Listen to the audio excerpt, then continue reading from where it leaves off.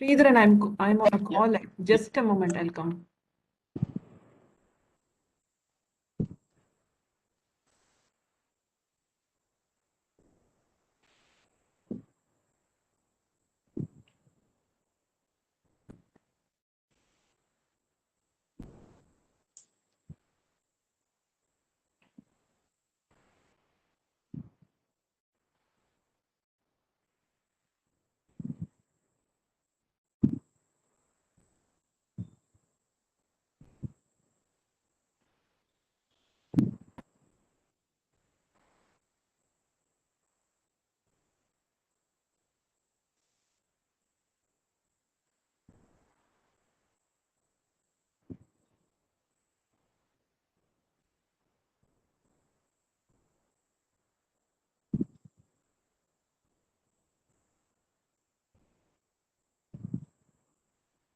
Sridharan, we can start the session now. Yes, Amrita. Chairman, I've joined, please. Speakers are not there actually, as of now. No, Nidhi madam is there, I guess. I'm not able to see her name. Shall we start? I'm not able to see her. If you're No, looking. can you just cross check with RK? Because both of their names are not here in the party list. Wait. Okay, can you just- cross check with RK Divan's office? Yeah. Just a moment. I'll just confirm.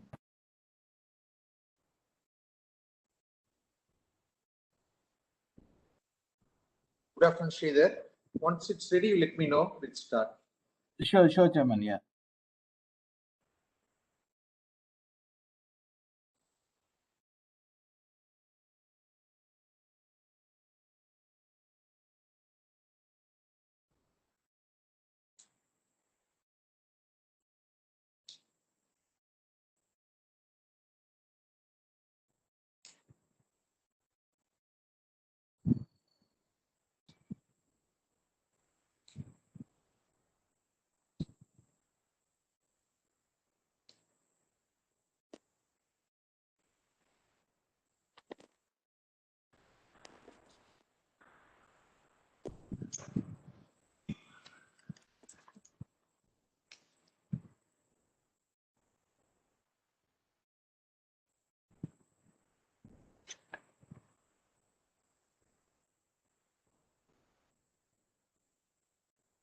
Sridharan joining in 2 minutes. Okay, I inform them.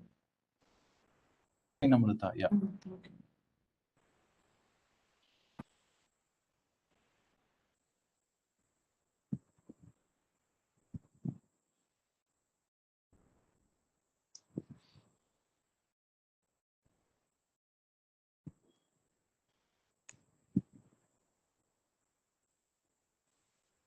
Sridhar, I think they have joined. Yes, Chairman, yes. So can we start? Or? Just a moment, Chairman. We are waiting for one more speaker to join here.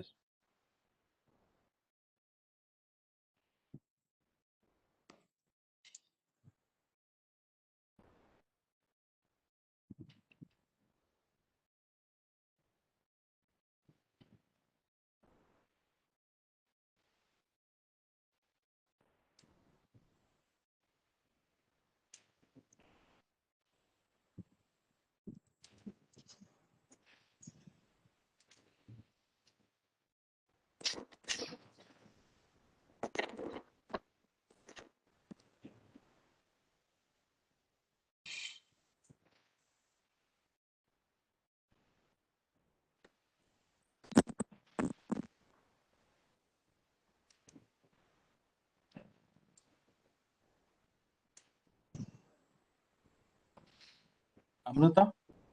They have joined because here it is not visible for me. If they join, just tell me. I'll start the. Yeah. Hello. Yeah, Amrita, I'm here. Can you hear me? Yes, ma'am. Yes, ma'am. You're audible, ma'am. Mohan sir has to join, right, ma'am? Mohan sir is not joining today. Mohan sir will be joining tomorrow. Okay. Okay, then we can start the session. Yes, Amrita. Okay. Chairman, you may start the session, please, Chairman. Okay, it's going to be only one speaker today for the day. Yes, Chairman. Yeah. Good evening to all, and I welcome Dr. Niti Devan and Trademark Authority, Head of Patent and Business Development and Registered Patent and Trademark Agent. Mrs. Madhu Vasanti, Head and Member Secretary, Tamil Nadu Technology Development, Promotion and Center and Director CAI. Mrs. Amrita, Executive IPR CAI. The Confederation of Indian Industry works to create and sustain an environmental conducive to the development of India, partnering industry, government, and civil society through advisory and consultative process. CA is a non-government, not-for-profit, industry-led and industry-managed organizations with over 9,000 members from the private as well as public sectors, including SMEs and MNCs, and an indirect membership of over 3 lakh employees, enterprises from 294 nations and regional secretary industry bodies. For more than 125 years, CA has been engaged in shaping India's development journey and works proactively on transforming Indian industry engagement in national development. CA charts change by working closely with government on policy issues, interfacing with thought leaders, and enhancing efficiency and competitiveness and business opportunities for industries through a range of specialized services and strategies, global linkages. It also provides a platform for consensus building and networking on key issues. About TNT DPC, Tamil Nadu Technology Development and Promotion Center is a joint initiative of Government of Tamil Nadu and Confederation of Indian Industry. TNT DPC is incorporated as a society. It is governed by Apex Governing Council, chaired by Secretary, Technology Development Board, Department of Science and Technology, Government of India, and consisting of members from Government of India, Government of Tamil Nadu, industries and CAI. TNT DPC is a unique model in the country conceived as one-stop shop for technology identification, promotion, technology upgradation for industries in Tamil Nadu. The major task of the center is connect emerging technologies with MSMEs to promote research, innovation, economic growth, and reach the global market. CA Salem is glad to associate with TNTDC for a joint program. The need for patent drafting is recent. Business with high growth are typically organizations which succeed in bringing innovations in their industry. These innovations and IPRs are aimed at creating unique markets. At present, the entire world is competing and decides to innovate with change areas of interest. We are going to witness more and more innovations in the field of life science, electronics, green business, and emerging technologies. The competitive market is forcing industries to look for skilled resources for not only to the regular work, but also innovate, generate IPR, and manage intellectual assets. In this context, CA is organizing this training program and for patents with Mr. R.K. Diwan and Co. with the aim to enable IP professionals in assessing invention disclosures, making decisions on searching and protections, thereby creating appropriate patent portfolio at a reasonable cost. With a small introduction, let me introduce the speaker of the day. Dr. Niti Devan, qualified. Hello, is it? Dr. Niti Devan, qualified as a patent and Sir, your voice is breaking, sir. So sorry, I think the network is good. Dr. Niti Devan.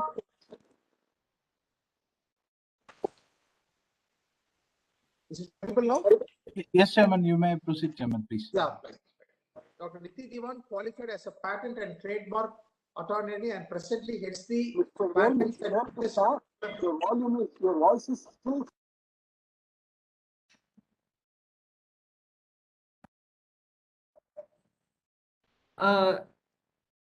Sir, I have muted all the participants because there is some background noise and people are not able to hear you. You please unmute yourself and speak. Fine. Okay, I think. All right. Yeah, got it. Yeah, Dr. Niti Diwan qualified as a patent and trademark attorney and presently heads the Patents and Business Development Department at RKD. With over 22 years experience in the IP field, Dr. Niti is one-stop source for clients ranging from individuals to Fortune 500 companies who need business savvy advice on cost-effective strategies for patent filing and prosecutions in 100+ jurisdictions worldwide. Dr. Niti also supervises the management of large domestic and international patent portfolios. Dr. Niti is an expert at patent researches and analytics.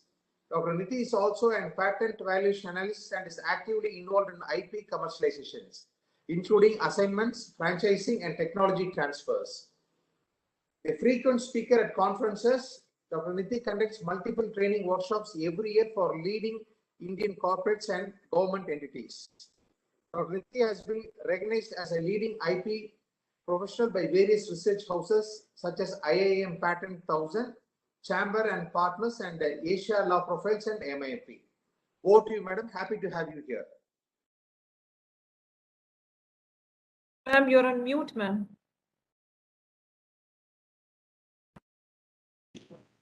Hello, good afternoon, everyone, and thank you very much, Chairman, for this very good introduction. I'm happy to be here. Thank you for inviting me, and I hope we have a good session over the last 5 days.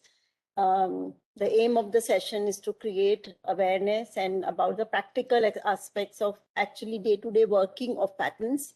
And that's what we want to share. We don't want to go too much in the theory because that's a lot of that is available for the participants to read. Our practice has always been to sort of try and share some practical tips, and that's what my aim will be in today's session. So thank you again for inviting me. Thank you, Amrita. Thank you, Chairman, and all the people from CII. And thank you to all the audience who have joined today. And anytime you have any questions, please just feel free to ask. And if I can take it at a particular time and sort of help you understand it at that time, we'll take it at that time, or we'll take it in question answer session. So thank you very much. I'm very pleased to be here. So Amrita, should we start? Yes, ma'am, we can start. Okay. So today, the aim of today's session is to understand more about patent searches. Why do we do patent searches? What is the importance? I'll just share my screen with you in a short while. So I'm not going to go into details about what are the syntax and what are the searches, how do you do that, because many of you will know how to do. My focus is on understanding the relevance of it first.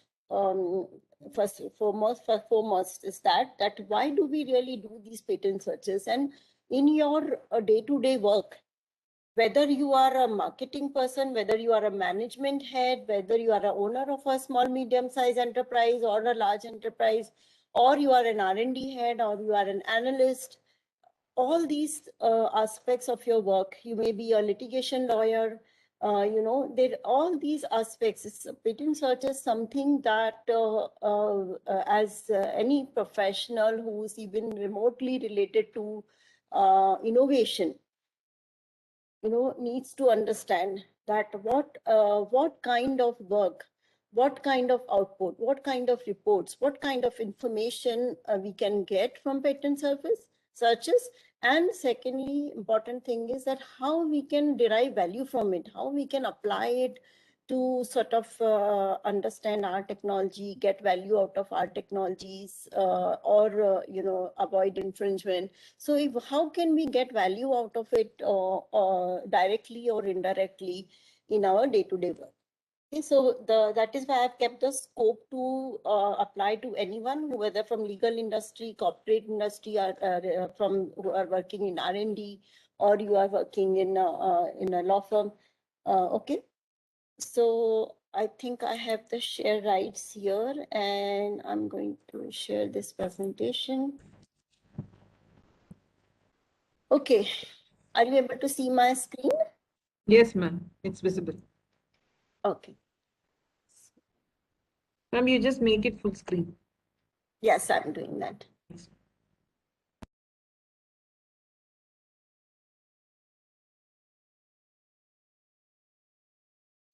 That's better? Yes, ma'am. Yeah. Now you Good. see the full screen. Yeah. Okay. Yes. So, as I said, the topics today will be one, relevance and importance of patent searches. Then we are also going to see some type of patent searches.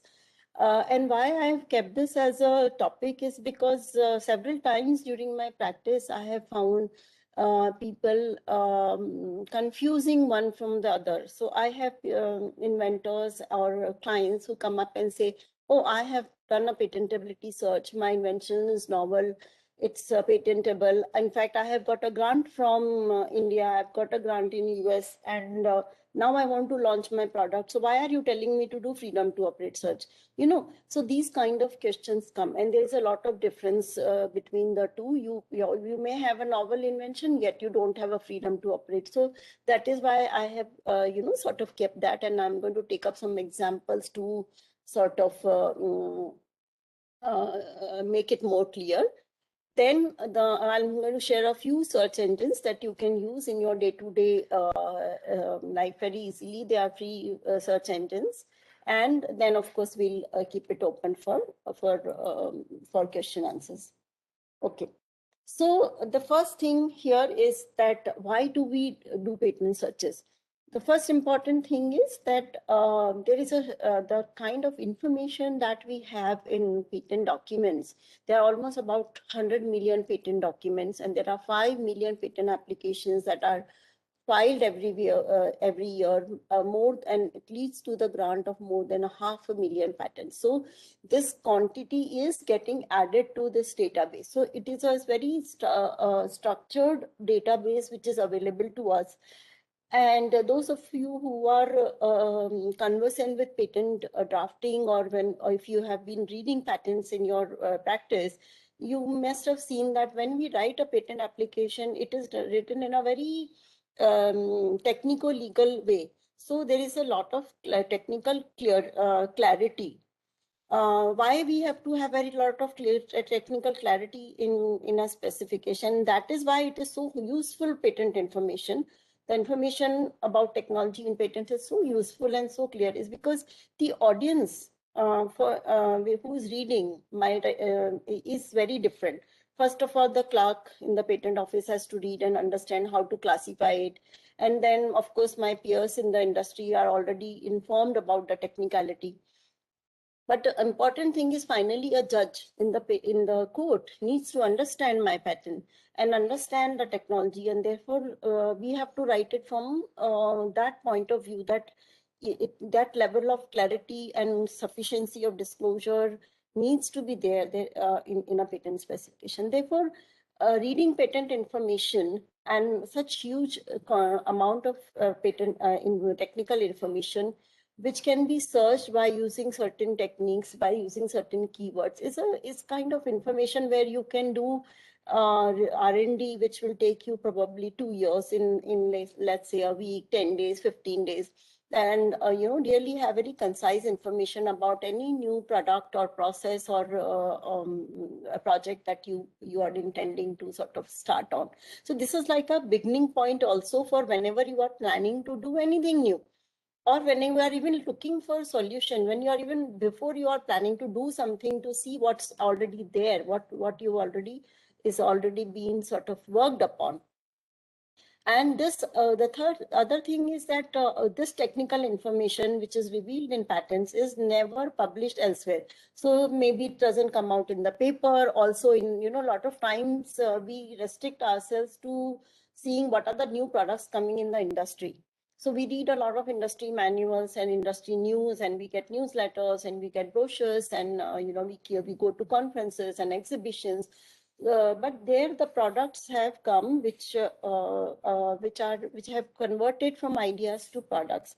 However, there's still a lot of information which has not yet converted to products, or they have never been converted to products or processes, and they are not available to see in any other forum, whether it's a white paper, whether it's journals, whether it is conferences, whether it is in the market, even in the as a product. So 2/3 of this technical information that you can find in patents is not published elsewhere. And when I say publish, it's also what I mean made available to public, even if it is a product.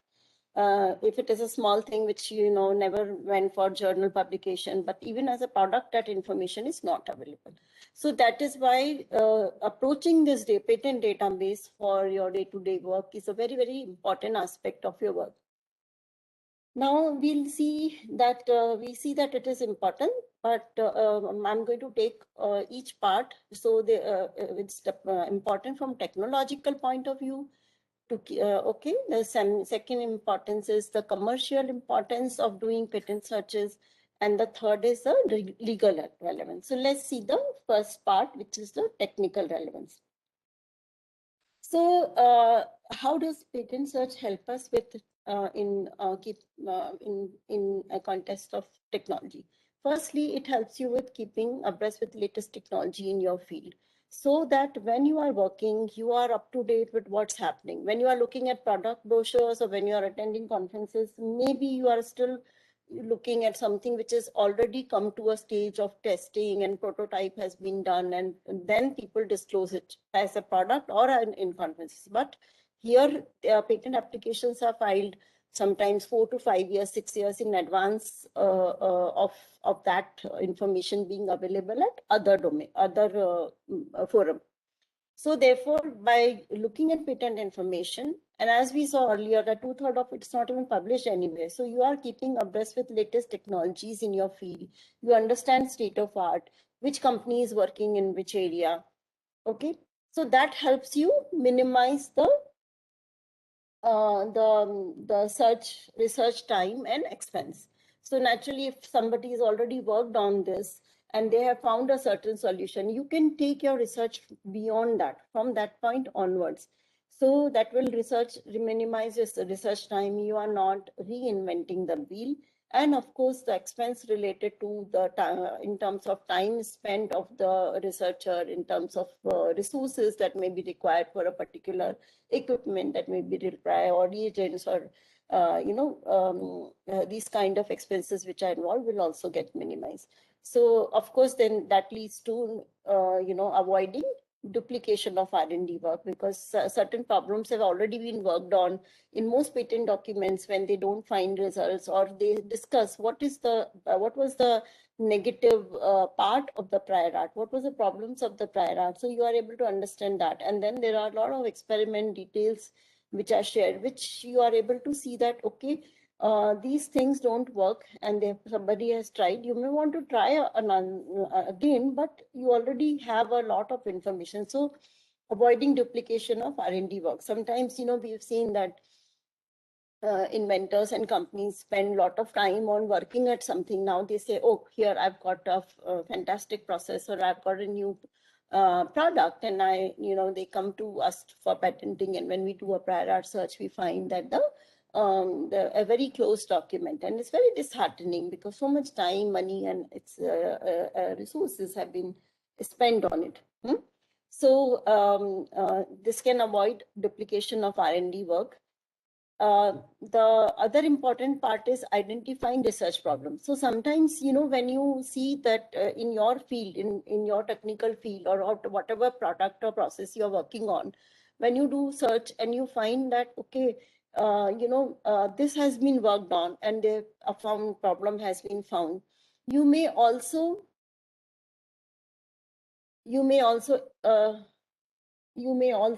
is everybody else able to hear? There's a message from somebody saying, I can't hear, but is this a common problem, or is it a problem of the person? We can hear you clearly, madam. All right, so I'll go ahead. Yeah. Okay. So, so in these cases, you can also identify a research problem that, okay, this identification normally happens when we do a patent landscape, or we do what is called patent mining or landscape. So there, you see that, okay, this is a whole gambit of patents that have been filed in this area. These are the white papers that have been published. And then you find a white space. We call it a white space. So that is identifying research problems. So sometimes when you say here, this is an opportunity. If I come out with a new product in my already established range of products, or if I come out with a new product totally, or a process, I can have this thing, but I want to know what is already happening. We do this landscape, and there you can identify white space, that this is a niche area. Nobody has worked on this problem or done this. This is how you can also use patent information to find research problems. Then, of course, identify alternative technologies. So suppose you find that something that you wanted to work on is already patented, and it's patented in the country where you want to work in. You may do further search. You may find alternative technologies to what you are working on. Always, it's not about patent information. Again, I would like to really help everybody understand this. The patent search is not only done when you want to file a patent for some new product or process that you are working on.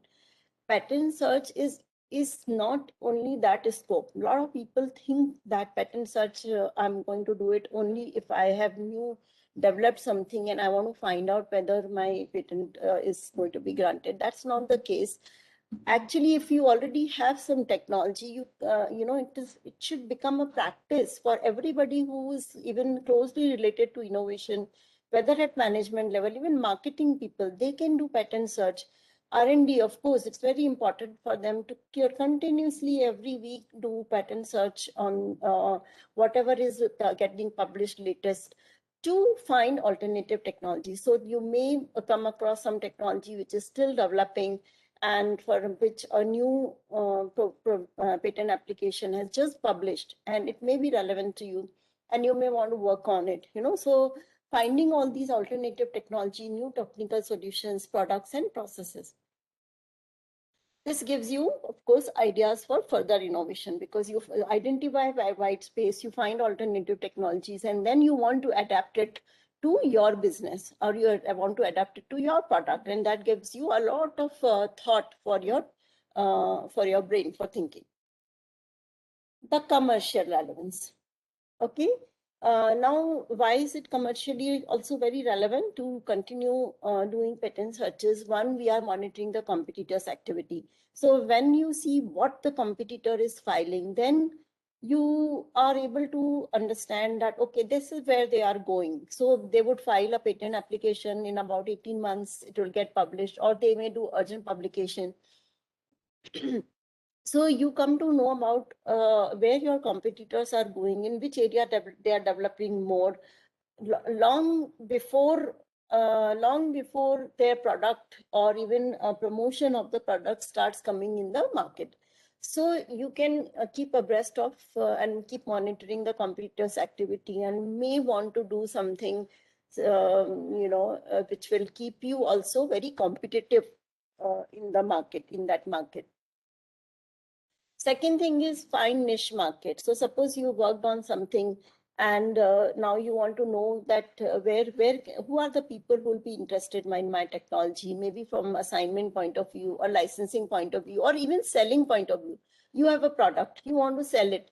So you can actually use patent search to find that commercial, take those commercial decisions. Of course, you will know who are you would have done a market research for this, but there are certain, again, finding a lot of information in a very structured way is what this helps you in doing. So suppose you do Google search, just general Google search, you will for people who are buying a certain product, you may find so many hits, and you will probably not go beyond the 30-40 first 3 or 4 pages. But here you can do a very structured search, and you can see who are the people who are using your product as a Suppose it's an industrial product, so you want to find who, or it's a material, it's a new polymer, it's a new intermediate, product intermediate, drug intermediate. You can actually see who has filed patents with that product, or who are the people who have been using it. So you can use that kind of information and find some very niche markets.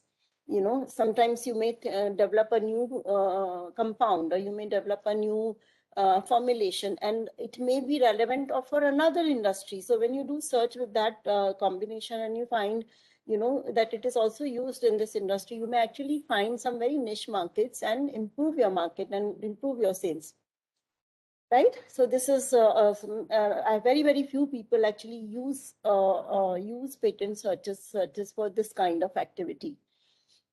Locate business partners. So again, like if you you have a product, but you need a certain kind of you need maybe finance, you need investment, you need partnership in terms of some kind of know-how. So you had an idea, you developed something. However, now to actually implement, you need a certain type of know-how, or you need a distribution network, or you need some established factory that is going to just produce this this product, instead of you investing into this thing. So when you do patent search and see who are the people who are interested in, or they have filed patents, or they have filed patents for something that uses this product. So there are various strategies that can be used to get this kind of information from this good source of information.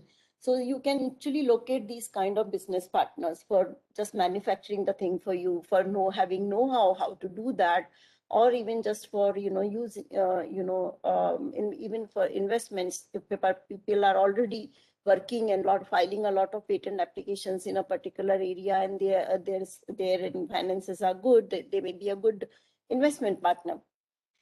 And then, as I've partially also discussed, identifying suppliers and materials. So this, you can use patent search for identifying suppliers and materials also, which you need for your own this thing. So again, you go backwards. So you need a particular compound, you need a particular alloy, you want a particular drug intermediate, or you need a polymer, or you need some component in mechanical industry. Even in software, if you need a certain tool, which is many times these software tools are already done and are available, and you could actually incorporate it into your either if it is open source, or you could pay license fee. So identifying even suppliers and materials can be done by these kind of patent searches. The next aspect that I want to take is of course for I think we have moved one line. So we've discussed this, that of course this will come to this later. Okay, the legal relevance. So legal relevance is that we are avoiding. So when you are launching a product, it is important that of course that that we don't infringe somebody's valid patent rights. So we want to launch a product or use a process where you are able to launch an infringement-free product. So that is what we do in freedom to operate search. So this is the legal relevance, that we don't want to get into legal hassles once we started using a product, even using or advertising that, offering for sale. So infringement definition includes manufacturing, selling, offering for sale, and it also includes importing, if there is a patent in that one particular country, and using. So many times, of course, against the user, it is not filed because they will be your client also, but this is the definition. So we need to do patent search to get freedom to practice assessment. Then, of course, you are the relevance, legal relevance also comes when you are assessing the patentability of your own invention. So we see whether it is novel, whether it has inventive step. These two things we want to check it out, and for that the patent search is done. And third, very important thing, again, very few people use this this tool, which is very, very important in our day-to-day working to keep at the competitive edge, is oppose the grant of patents found to be conflicting with your own patents, or it may be conflicting with your product, or the product or patent. So this opposition, you can keep a watch on the journal, you can keep a watch on the publications, and if you find that, oh, this is somebody is trying to patent something, which is which I know it's been there, this product has been there in the market for 20 years. And this is only rewording, this is evergreening. We call it in patent language, this is called evergreening, that people are trying to evergreen, and this was already known. And this is just being refiled with a change of words, or change of just the form or isomer or something being done, but it is the same product. And I don't want this patent to be granted because it affects my business, or it's a product that you've seen in another country, and you find that it is being filed in India, let's say, or you saw it in China and you find that it is being filed in US. And if there's no priority and it is like prior art, you can also oppose or revoke depending upon the state of the thing. So this is again the legal relevance, where you are trying to protect your business, your interest, by using patent information to take certain actions and to take certain legal actions. So these are the, okay, now we'll just briefly talk about, for patent filing, as we said, we want to assess the patent, assess the patentability. So naturally, in that case, we are going to examine all the similar patent applications. Now, what happens once we do the search? Then what are we going to do? Either we are going to modify, we still have time to sort of work around, modify the invention to meet the patentability criteria. You'll also evaluate the strength. So if you find that it's not a very crowded space, I don't have any close prior art, even the inventive step is clear, it gives you a lot of strength, it gives you a lot of value addition. Even your management or any decision making people are able to really sort of take very informed decisions, that okay, how much investment should I do into this product or this process or this invention? Okay, so you can really use that patentability search to evaluate the strength of the invention. And many times, investors would sort of ask for a patentability report. They would like to see that is it a very, is this invention going to be granted or not? Of course, it is always a risk assessment, because as you know, whatever things, whatever applications are filed in the last 18 months, we are not able to see. So there is a little gray area there, but still it gives you a very, very fair idea of the strength of your patent. You can even use these kind of searches. Basically, when we do patent valuation, the basis of first, one of the very important basis for giving any value to the patent is also, or to a patent application, is also the patent search that we do to see the strength of that invention. And of course, these things we have seen that if we have already done the prior art search, then, patent prosecution time, we are already aware of that prior art, and we can, we know how to defend it. We know how it is different. We've already worked on it. So it really helps you in saving prosecution time. Okay, so this is just a pictorial representation of, how patent searches help us. This is a game called Minesweeper. I don't know if any of you have really played it during, played it on your phone or on your PC. So this is called Minesweeper. There are 100 squares here, and there are some squares which have mines hidden underneath. So basically, you have to keep clicking on these and find a path, to open all 100 without clicking on the mines. So you have to find the path out and get, uncover all the mines without bombing them. So this is my patent search is similar to that. So here it is. for example, like if I go into the field, into the work field, if I use a product, or if I sell a product, or start manufacturing a product, or get into any technology area without first IP search and mapping, this is what I'm doing. I enter, and right there, there's a mine, there's a prior art, and my activity gets stopped by a notice and infringement notice and infringement suit, and all my efforts, the time gets diverted from innovating, from doing good technical work, focusing on our marketing or selling or developing, removing glitches from the product. From all that, our mind gets shifted to legal hassles and getting evidence and, talking to lawyers, and also the money and the effort, time that goes into that. However, if we do patent search, then what happens is that here, we have found a path. So you can see that all the mines are exposed. So let's call that these are all the prior art, and all the mines are exposed, and we have found a path which is leading to finally leading to our goal, which is, so our goal is to expose all these mines and yet travel through them and find our path and reach the goal. So this is just a pictorial representation. I'm not going to spend too much time on it. Any quick questions so far? Okay. Okay. So now let's go into type of searches.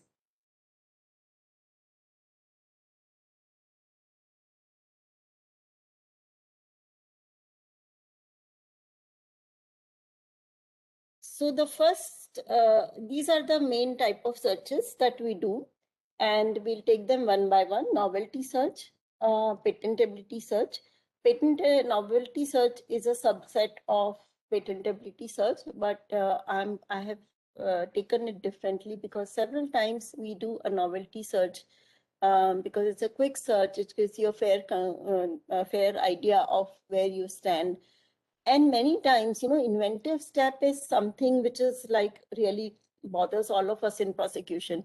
So because it's not, inventive step is something which is not really clearly defined. We have some case laws, we do have some definitions and some this thing. However, still the person skilled in the art, it is like a person skilled in the art has been said, but we don't have any clear indication of who's this person skilled in the art. Is he a person who's got a master's degree, bachelor's degree, PhD, or maybe just a work experience of 2 years plus this person skilled in the art, or has to be, degree holder, or who's this? So those definitions are not yet given. So that is why we sort of separate novelty search from patentability search. And we are going to discuss more on this. Then we have freedom to operate search, which as I've said, that it's more related to, not infringing somebody's existing by valid patent rights. Even sometimes it's not patent rights, but there's a patent application. So there is still a threat that you might be doing it. So keeping watch on those patent applications is important.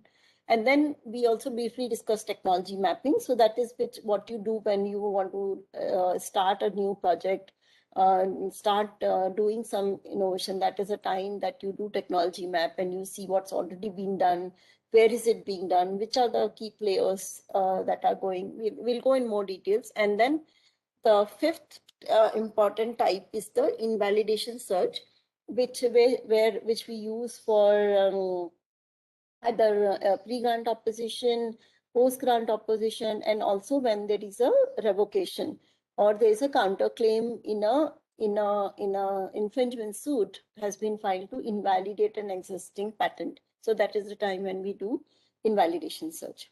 Okay, so let's just see what are these different type of searches. So the first type is a novelty search. This is why do we do it? To see that the invention is new. Now, I think most of you know what is the difference between novelty and inventive step, but just maybe, excuse me for repetition for those who know, but I just wanted to, in the context of today's talk, I just wanted to novelty is when all the elements of a particular product or all the steps of a particular process are there in one single document. Okay, so when they are there in one single document, there is no ambiguity that in inventive step, you have to keep seeing that. So these in inventive step, these all the elements could be in two different. So there may be 5 elements which are in 5 steps in one document, and another 2 has been used from another document. And then this whole thing that why it will not be prior art, why this teaching will not apply to this.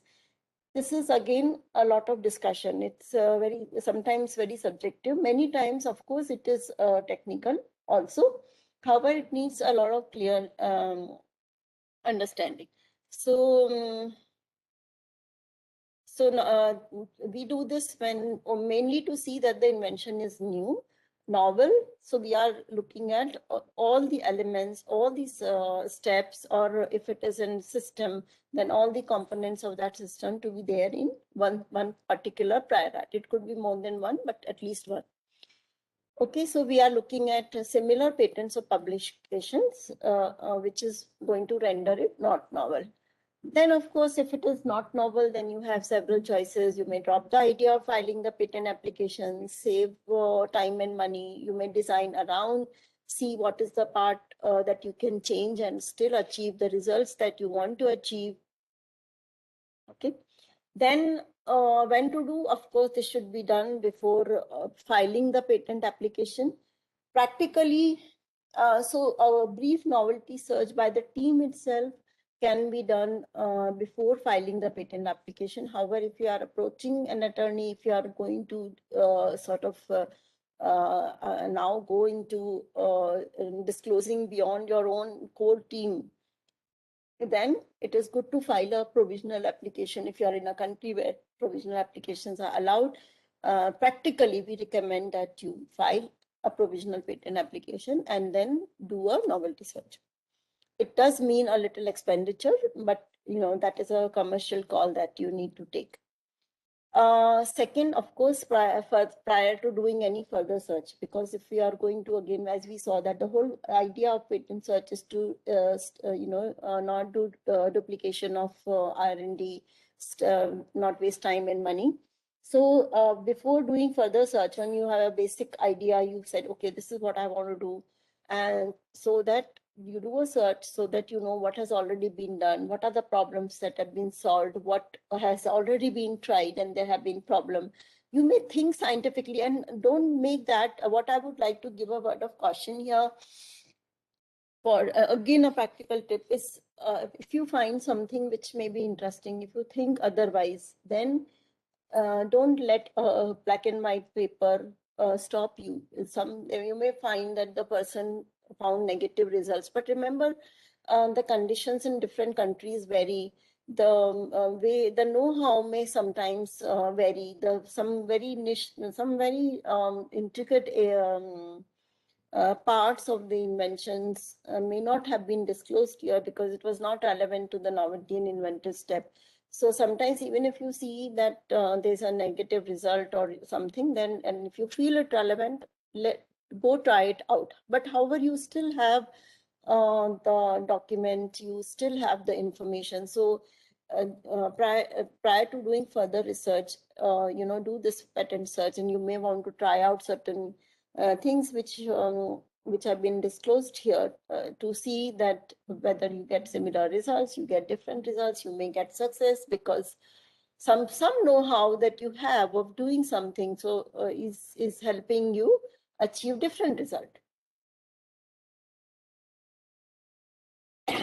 So this is an example where, for example, the prior art was that to re-wet contact lenses, eye drops comprises vitamin A, sterile buffer, and other excipients.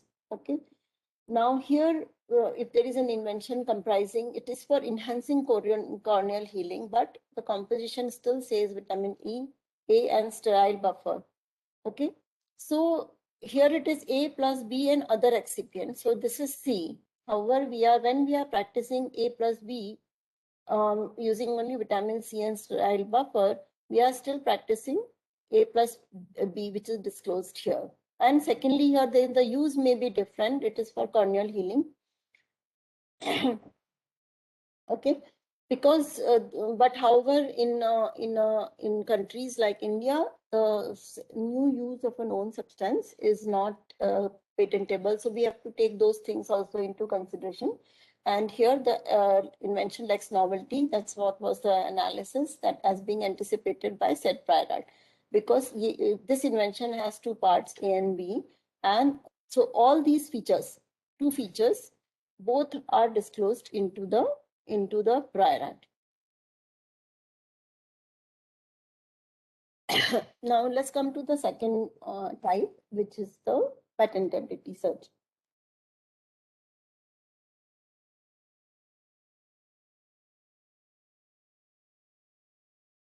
So here, why do we do it? To obtain to assess the chances of obtaining a patent. So why? So that means we need to look at both the requirements for grant of a patent in most countries of the world. Both criteria have to be met: novelty and inventive step. Particularly if we are talking, I mean, you can leave those petty patents and innovation patents and utility models. But when you are looking at a proper invention, we are looking at a proper patent application, which we call the invention application or innovation invention application. It is both have to be met with novelty and inventive step. So as I discussed earlier, in inventive step, all the components of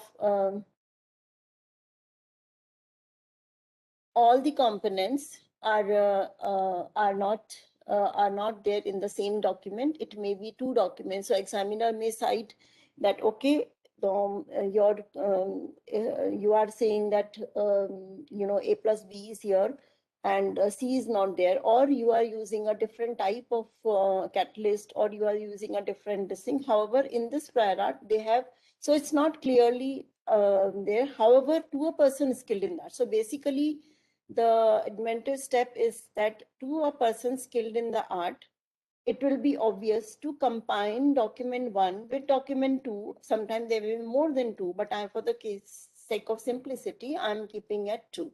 So basically, we are saying that document 1, when read with 2, is going to teach to a person skilled in the art the invention that we are trying to patent. So this is what is the basic of inventive steps. So in patentability, we do a little broader search, and we try to also evaluate the inventive step, that certain elements or certain process steps which are not there in a single document, is there another document which is disclosing, and can we combine the teaching of the two and arrive at this invention? Again, of course, if you find invention to be taken, you may not file the patent application. You may design around. You may still make the product if you are not infringing.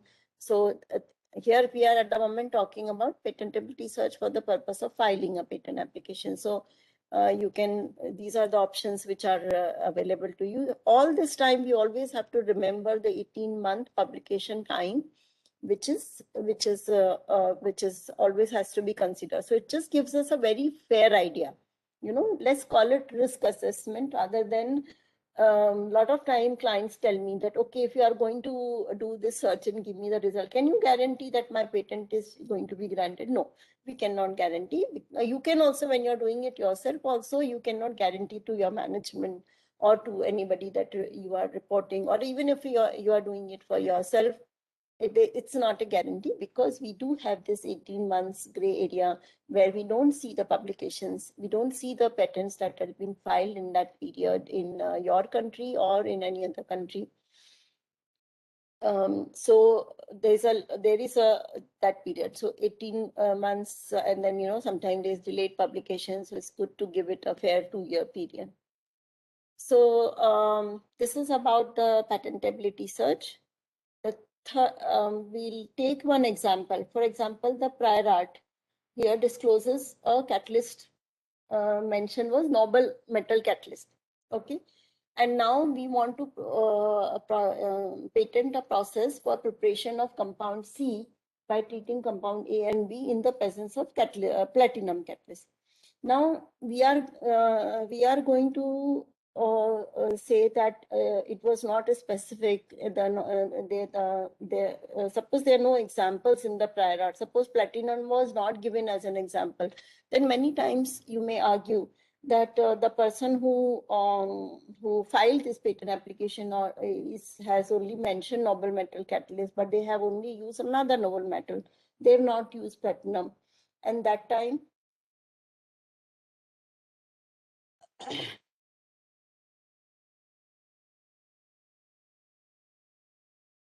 And at that time, we have to have a very strong analysis to say that why these two will not act in the same way. Because if we know that one noble metal acts in the same way as another, however, some metals belonging to the same group, some elements, let's say you may have an alkali, or you may, let's say, have halogens, but in halogen, the way chlorine and bromine behave is very different than how fluorine will behave. So suppose somebody has patented, the prior art patent says, talks about halogens, and the examples are given only with chlorine and bromine, but somebody has, let's say, found a way how to use iodine, and that has some technical advancement or saving cost, or so economic significance or technical advancement has been proved, we may be able to get what is called a selection patent. So, but it may not. So basically, we talk about suggestion, teaching, and meaning. So we have to look at that.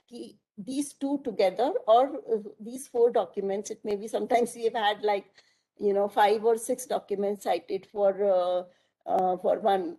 Sometimes I've had like up to 8 documents which have been combined to say, okay, your invention is not there's no inventive step.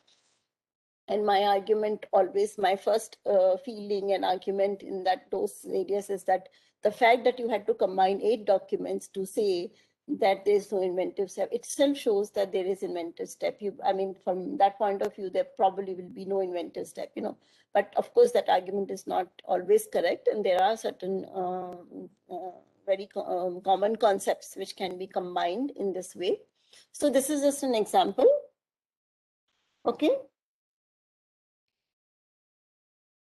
So this here the analysis is that platinum is a noble metal, and broadly this has been covered. So there is no inventive step. However, there are very rare cases, as I gave you the other example of. So here, most noble metals are similar in their action. So if you take platinum, palladium, they are similar. So if you take group 8, suppose the claim is related to group 8, and the group 8 elements all behave similarly, then you don't have an argument. However, if you have a very clear in your patent specification and you have already dealt with, so how it helps you is that if you had come across this noble metal catalyst claim in your search, then what you could do, and you see the examples and you find that you have particularly used chlorine, or you particularly used fluorine or iodine, and though the invention broadly, the disclosure of the prior art broadly talks about halogens, I have done things differently, and this is my reason. So you are going to write that in the background of the invention itself and make it clear why this thing, and probably give a negative example. And this is how it helps you in assessing the patentability of your invention and making it clear right in the beginning when you file the patent application. So this is patentability and novelty search.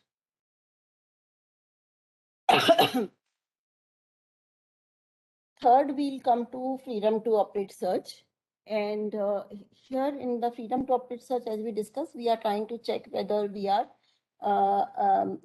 any existing patent is there. Mainly, of course, we are looking at patent application because there the patent rights are already established. And if are we going to violate anybody's existing patents, we are also looking at any pending patent application because there's a threat. Why we call it a threat? Because the patent application pending may not be granted with the same claims as what is filed. During prosecution, there may be some amendments that are required because some prior art is found by the examiner. So what is finally granted, you may not be infringing. So that is why we call it as a threat of infringement rather than infringement for a pending patent application. Then we have to check the probability of getting sued for patent infringement. So again, this is like how close it is and what is the practice of the person who's been, are they very aggressive? Do they, how much is the market? So those are the different other kind of analysis that can be done with the freedom to operate search.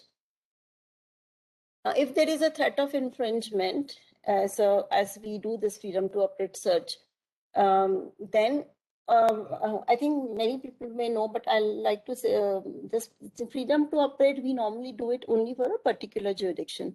So suppose you are going to start a product or launch a product or start using a process or use a system in India. So you need to only see freedom to operate in India. However, for novelty and patentability, what we have discussed, it's not restricted to jurisdiction because though patents are territorial, the novelty and inventive step needs to be global. So therefore, when we do novelty search or when we do patentability search, we will not be restricting it by jurisdiction. We may restrict it by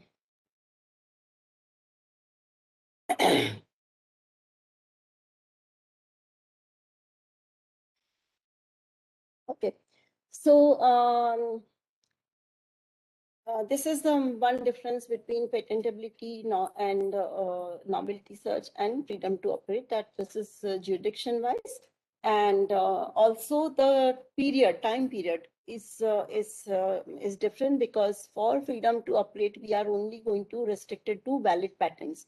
So normally, across countries, it's normally about 20 years. Most countries have harmonized this patent period. We used to have different in different countries earlier, but for many years now it has been harmonized. So mostly it is 20 years from the date, from the priority date or from the PCT filing date. And in some countries, of course, like Europe, we have SPC. In US, sometimes the term is extended by the examiner only if they have delayed the grant of the patent. So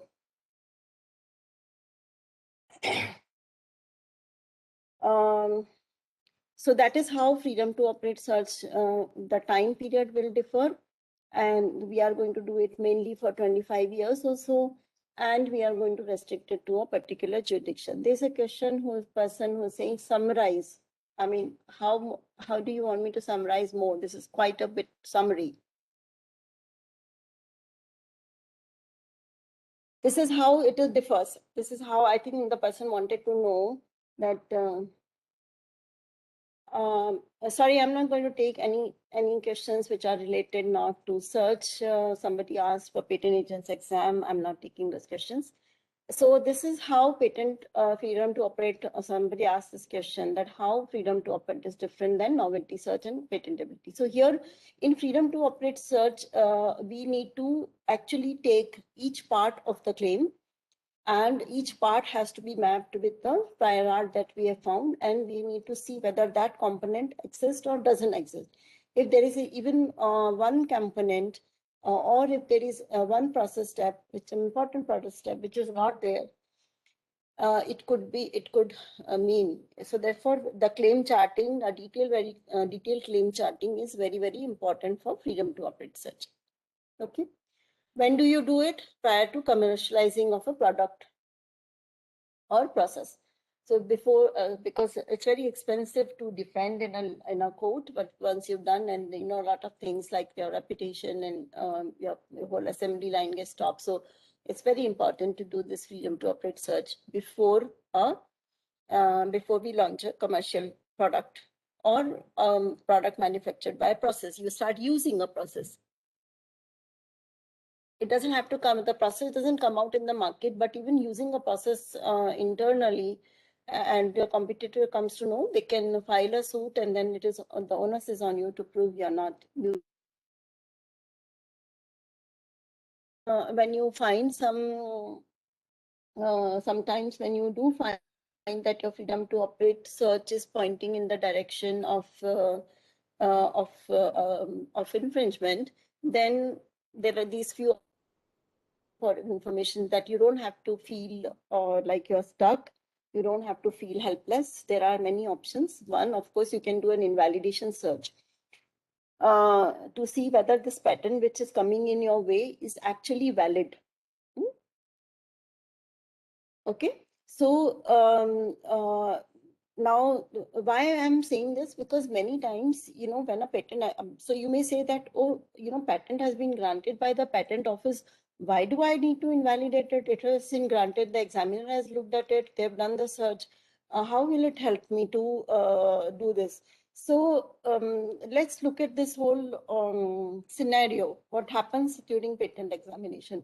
So there's a limited time for the patent examiner to do the search, and they do their best. They are very highly qualified people in the particular product, a particular technology range, and they are given this job of examining that patent application. So they do a very good work. However, there is a particular amount of time they spend, and sometimes it may be that a particular art is not cited. Okay. And sometimes, white papers which are published are not available online. So all the papers that are published are not available. Third, product, because we have said that even presence of a product already known in public domain, if that is known and a patent has been filed, then examiner may not know about that product, but you may know about that. I have seen this product 5 years ago or 1 year ago also, before the filing of this patent application. So I want to oppose this. But of course, you have to have, you want to invalidate this. So once, first time, then when this happens, if you find that something is, some prior art is coming in your way, some granted patent or a patent application is coming in your way, you may the patent or revoking the patent application or revoking the patent and do a invalidation search to see where do you stand. Okay. Now, the other thing you could do is, if the patentee or the patent applicant is ready to sell, you could buy the patent. If it is really important, the technology is important, you've gone some way in that, you could buy, you could license in, give a license in the rights to use the technology from the person who's the patentee or the applicant. And of course, you always have the this thing of designing around. Depends on what stage of product development you are at. And in freedom to operate kind of this thing, it's also, a lot of times, especially in the present electronics and IoT and computer related inventions, we find a lot of cross-licensing help. So if you find something coming in your way and you have your own patent portfolio, which you think is complementary to this patent which is coming in your way, you could reach out to the owner and also offer cross-licensing. As you know, there are already patent pools which are for standards. And many companies, other than standards, also some people, companies are offering patent licensing, which are there available already. There are patent pools where people share technology and everybody earns royalty, and they sort of come out with advanced products in the market. So So this is about freedom to operate. It's a very important aspect of commercial IP. Like I always consider IP and patents to be a very commercial aspect of our business. It's not simply to add numbers to your patent portfolio or add numbers to your of course, sometimes it is for some kind of grants and investments and enhancing biographies. But the main important aspects of patents is always the commercial aspect of it. So therefore, this freedom to operate search is very related to the commercializing of a patent, of a product. Or a process if you are going to start using it in your day-to-day working. I think this is just an example. I think these slides will be available to you. You can read up this case law, and this is the same concept that if there is A, B, C, and you are just making a small improvement. So here now, this is a good example that I can show you to differentiate between patentability and freedom to operate. So let's say there is a prior art where there is 3 components, A, B, and C. Then you have come out with A, B, C, and D, and D you are able to prove novelty. There is no document, there is no invention with D, and you are able to also prove inventive step because you have given result, you have shown synergy.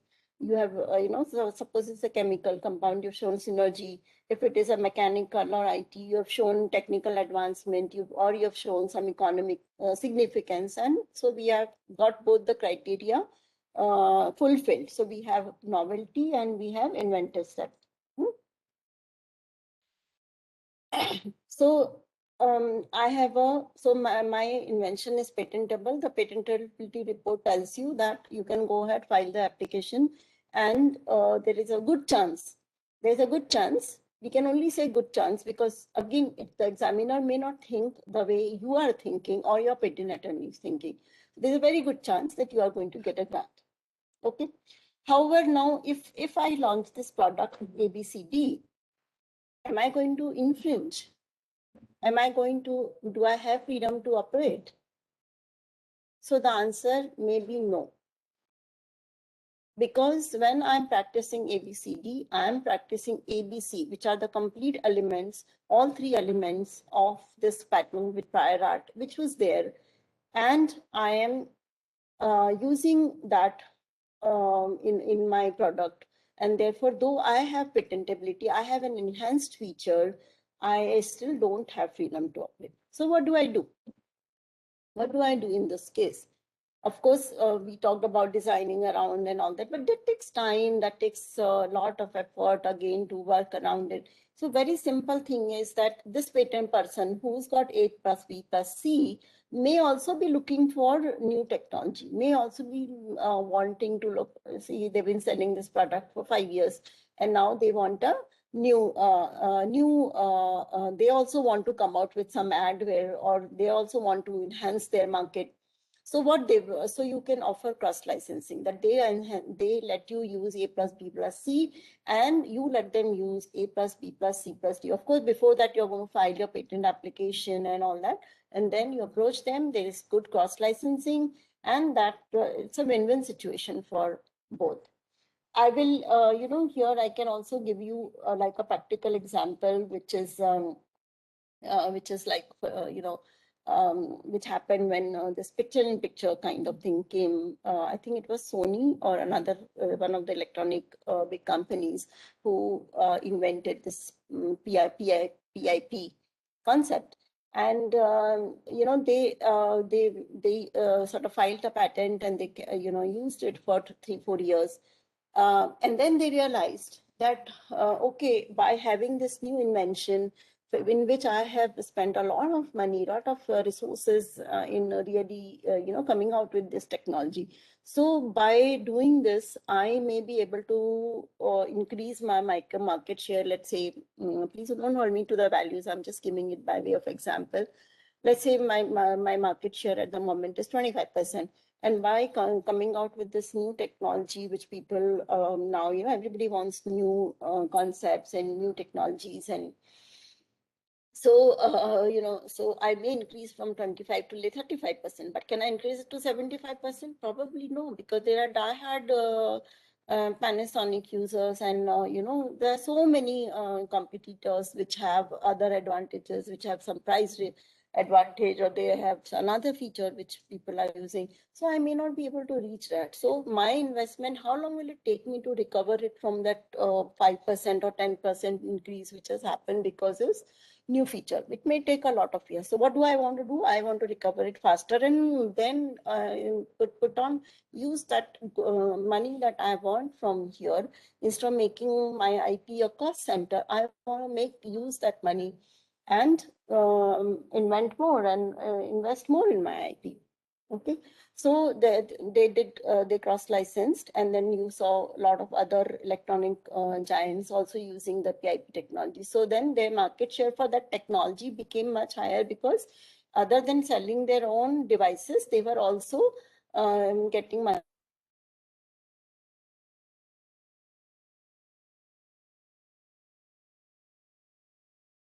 I had put a very small, simple example of this, pencil and eraser, but I think we can skip it, or if you want, I can, take it up also. But I wanted to spend some time on looking at the search engines.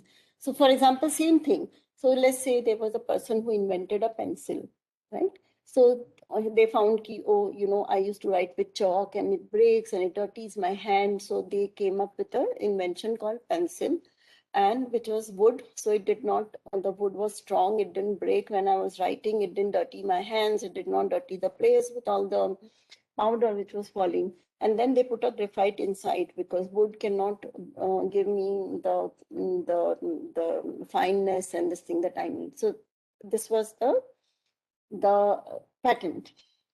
Let's say it was a very old example. I've lost connection.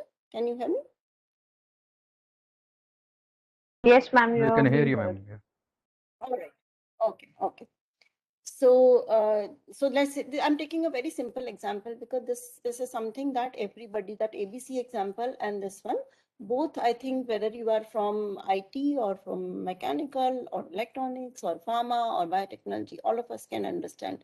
And understanding this whole thing between patentability and freedom to operate is a very, very important, and licensing and cross-licensing. This is a very important commercial aspect that we need to understand, because this is what we are going to actually use every day in on.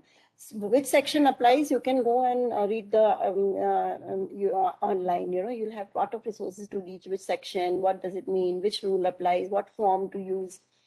And, so let's say this was one invention. Now this patent is, of course, there's no valid patent at the moment, but let's say this patent was still valid and existing. The term is still not expired.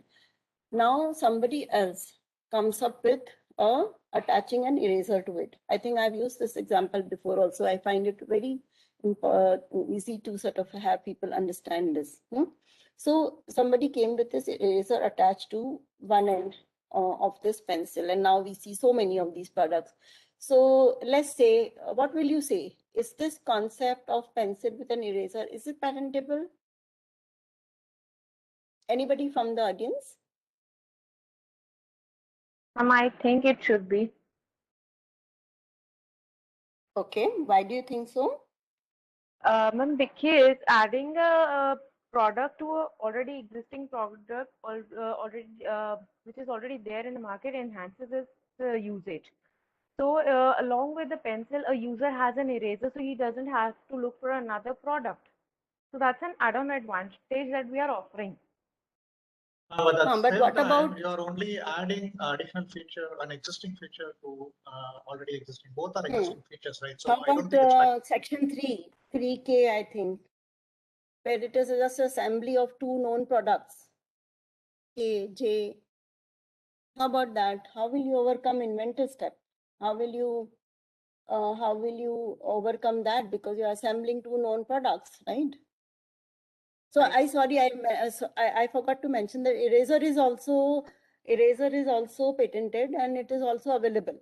So there are two known products available and patented. There's a pencil and there's an eraser. Okay. So we have a mixed. It's not patentable. It is patentable. Okay. The reason Okay. is it ease of usage in terms of modus operandi. It simplify the process of usage. Yeah, but an assembly also rearrangement of two known products and an So mere assembly of two known aggregation. products also simplifies the uses, you know, because I may lose my eraser sometimes. So it also simplifies, but still it is, according to at least the Indian patent law, it's not patentable. Any other thought? Anybody who's saying patentable? Can you, anybody can talk? Okay, so I'm just going to share my view, not wasting too much time. So I would say it is patentable. What is the argument? We are going to say that though it is assembly, but I have applied intellect. What have I implied? Because I need to know the size of the eraser, because when I'm attaching it to a pencil, I need to make it ergonomic. If it is too long, a person may not be able to write comfortably. If it is too short, then my pencil will is lasting, but my eraser has got finished. So then what do I do? Then I have to again go back to my old solution of finding an eraser. Okay. So I have to find the right size of the eraser. Then I have to attach it to the, I need a crimp. Now my crimp has to be strong enough to hold the eraser.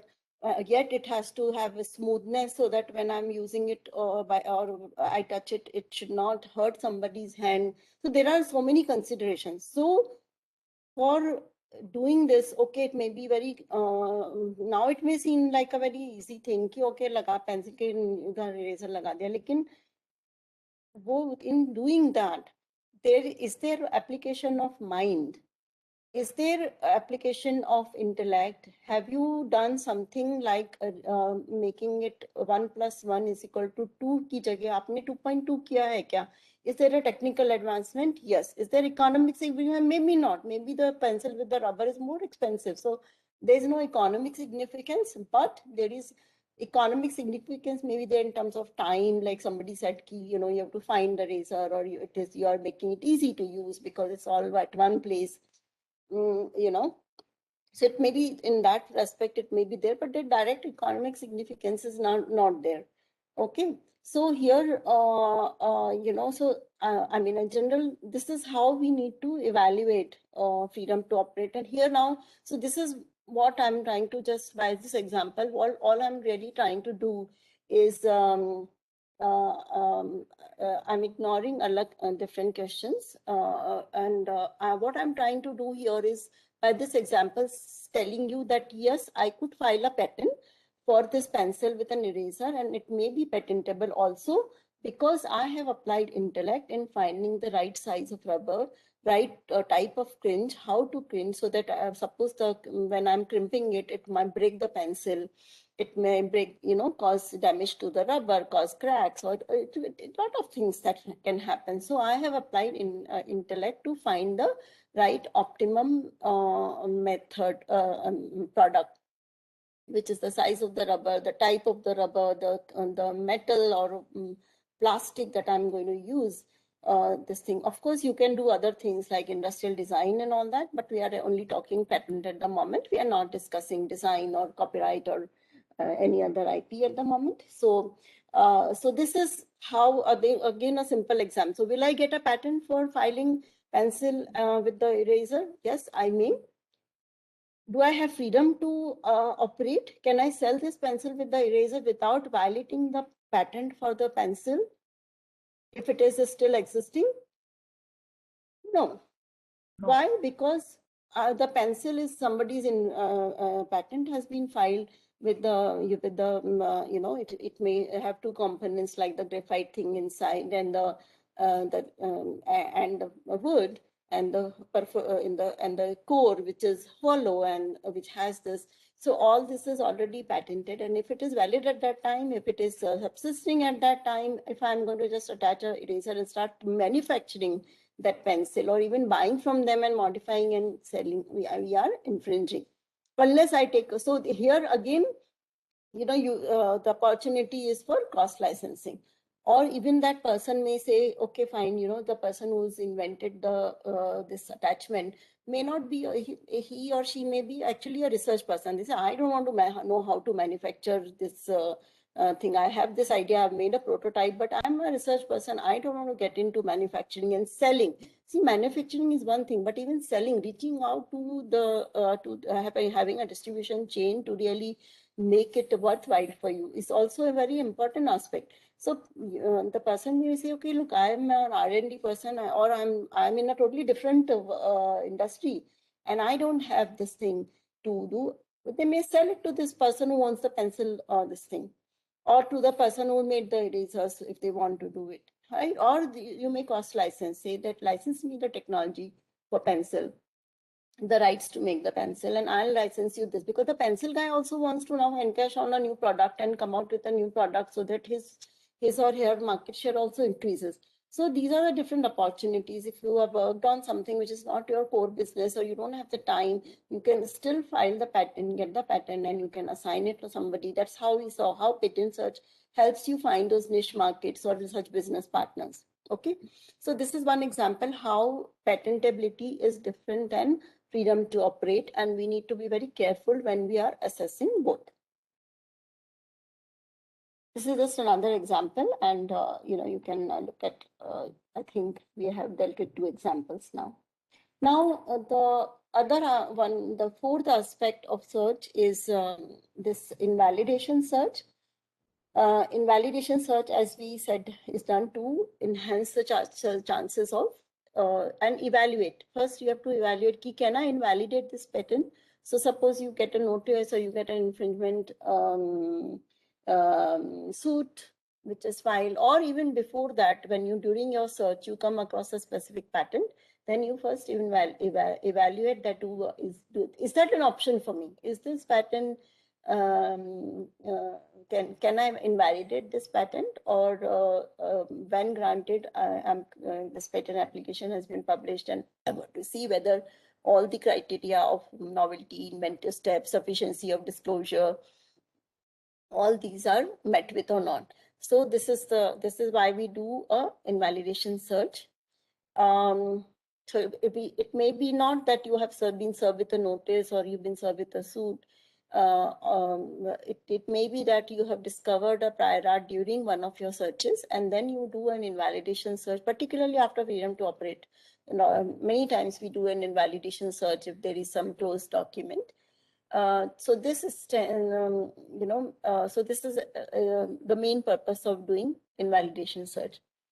And of course, as I said, that this is the first line of defense in a patent infringement suit. Whenever there's a patent infringement suit, most of the times a defendant would sort of, if they can afford it, and if they find after evaluation that they want to, so they do an invalidation search to find out whether I can defend myself in this suit by filing a counterclaim.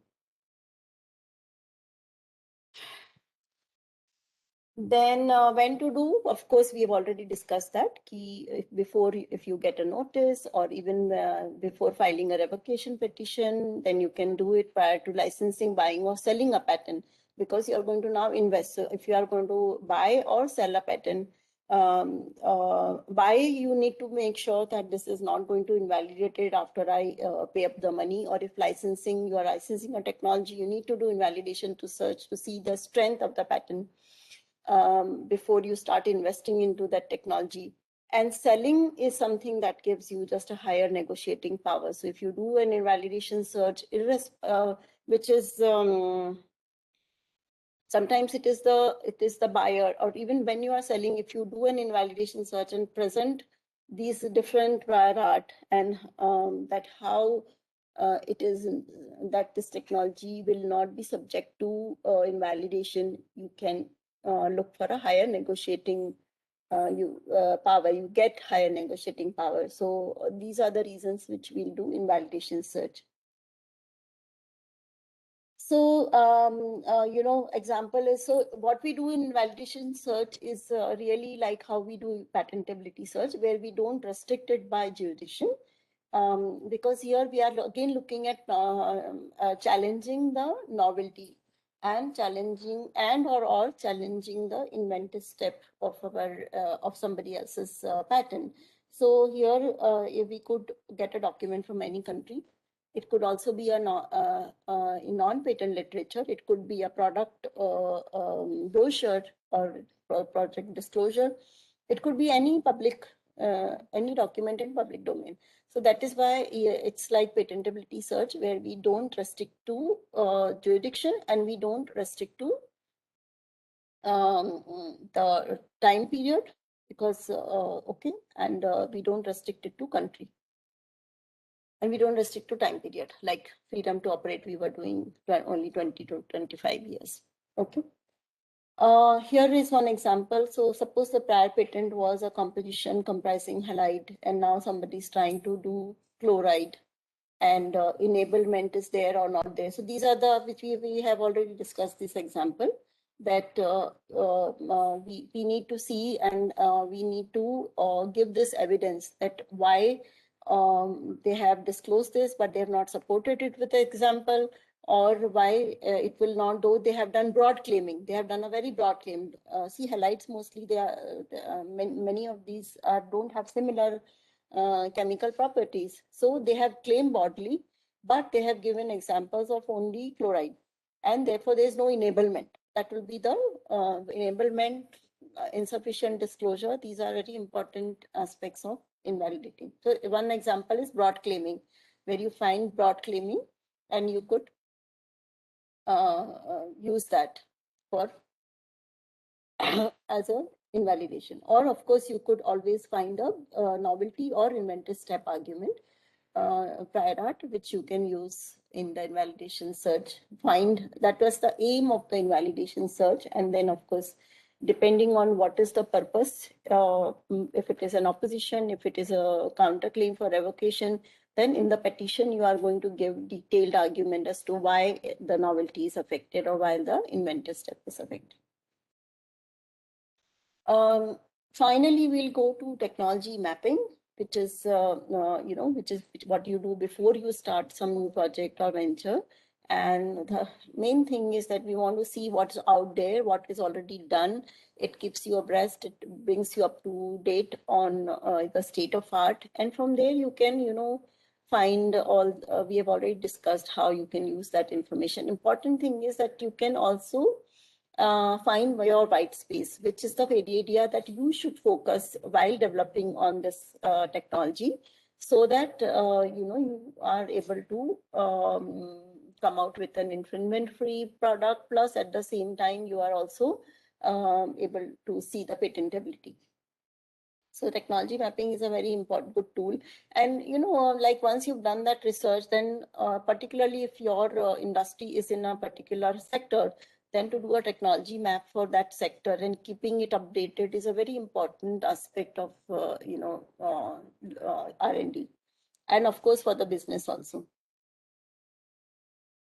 Okay, any quick questions up to this? So we have the last half an hour of our. Hello, ma'am. Yeah. Hello, ma'am. Yeah, I'm Shalaka here from IP Adventure Pune. I just wanted to know TSM. Can you please explain TSM in bit detail?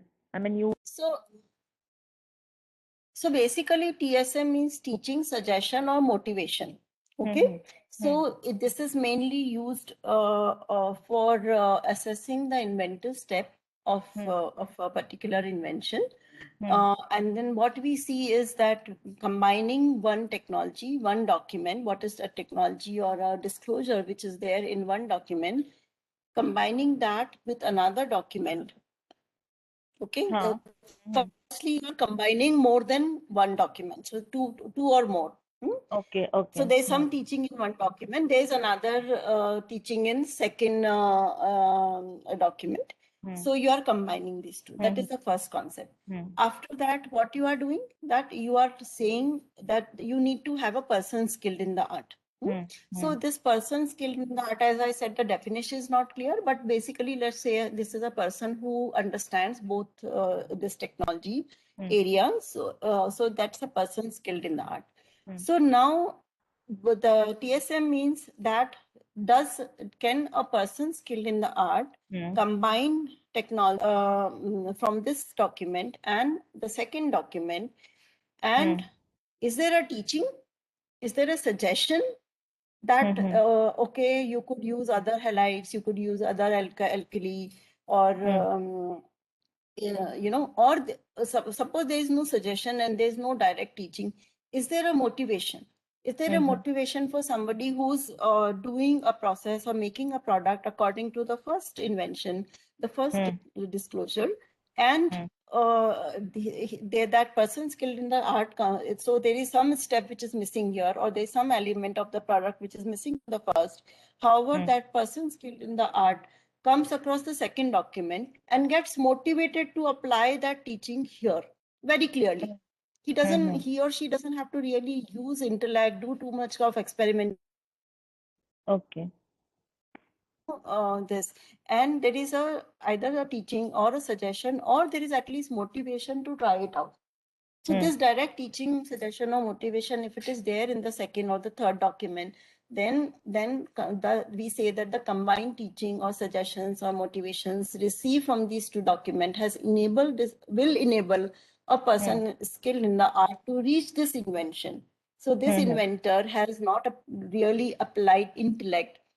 And as I gave you an example, that very, very, very crude way of expressing, instead of 1 + 1 making 2, it is expected that you have some technical advancement or you have economic significance. So you are reaching 2.2 or 2.4 or even beyond any that. So you are adding technological advantage there. You are giving some economic significance, and you have to apply. You have applied intellect. Let's say in the pencil example, we were saying that you had to apply intellect. So that is why it was not coming into just assembly. You're not just putting it together. Somebody could have just glued it together, and the glue may not hold. Right. And then it's not ergonomic. I won't use it. The product will be rejected. The product will be rejected from the market. So a lot of intellect had to be applied to make a worthwhile product which is past the test of not breaking off, or with the movement of the pencil, it may not be the crimp which is there may not be strong enough, and the thing may just fall off. So there are so many these things. So that application of intellect to this thing. Now, if that thing is already suggested in another document, okay, the rubbers, you could attach something. It is suggested for another product. Maybe it's not suggested to pencil, but it is suggested for another product. Or there is a suggestion of putting, let's say, a light. But for the light, they have said, you need to have, this is how you can crimp it. And this is how much the height of should be 1/4 or 1/10 of the height of the pencil or something like that. Let's say there's a disclosure like that in a second document. So there is a suggestion. And there's also a motivation for a person to try out that ratio of the height of the pencil with the height of the eraser. This is what TSM means. Okay? Yeah. And you apply this test for patentability. Okay? Yeah. Okay. Yeah. Thank you, ma'am. All right. So, so we've dealt. We'll just look at some of the patent databases. Of course, many of you will know that there are free patent databases, and there are paid databases. So how to use? You need to conduct your search. You need to understand what are the technical keywords you can use. You need to understand what are the alternative keywords you can use. And then most search engines have operators. So you need to understand that what are the operators for effective use of the search strings. Search string means combination of keywords. So first, when you start your search, the first thing is that you choose, depending on the technology, you take the keywords. Then you choose the operators that, okay, I want to restrict it to this country. I want to find a prior art only from this date onwards. Okay, or I want to have this and this, or I want this or this. So this, all these are the various operators that you are going to decide on. Okay. Second thing, now you create the search strings. So search string will mean that there are, like, say, 4 keywords. Now in those keywords, where am I going to put the brackets? Where am I going to add operator and? Where am I going to add or? So this is called a search string, where that is a most strategic part. So even choosing your keywords very smartly, that you're not really adding words which may give a lot of noise. Sometimes, we add things like device or process or this thing which give you a lot of noise, and you just get thousands and thousands of results, and you say, oh, how am I going to deal with this? At the same time, if you use very narrow words, then you might skip something. So choosing the right keywords, then the right operators, what I want to exclude and what I want to include, and then making a search string. These are the main important aspect of using any patent database. It may be free or paid. Earlier, of course, there were some databases which were time bound. Even now, there are a couple of databases which are time bound, and there you have to be very, very particular, because if you are trying out many such strategies, then your time is running. Most databases have now shifted to a model where it's the paid databases.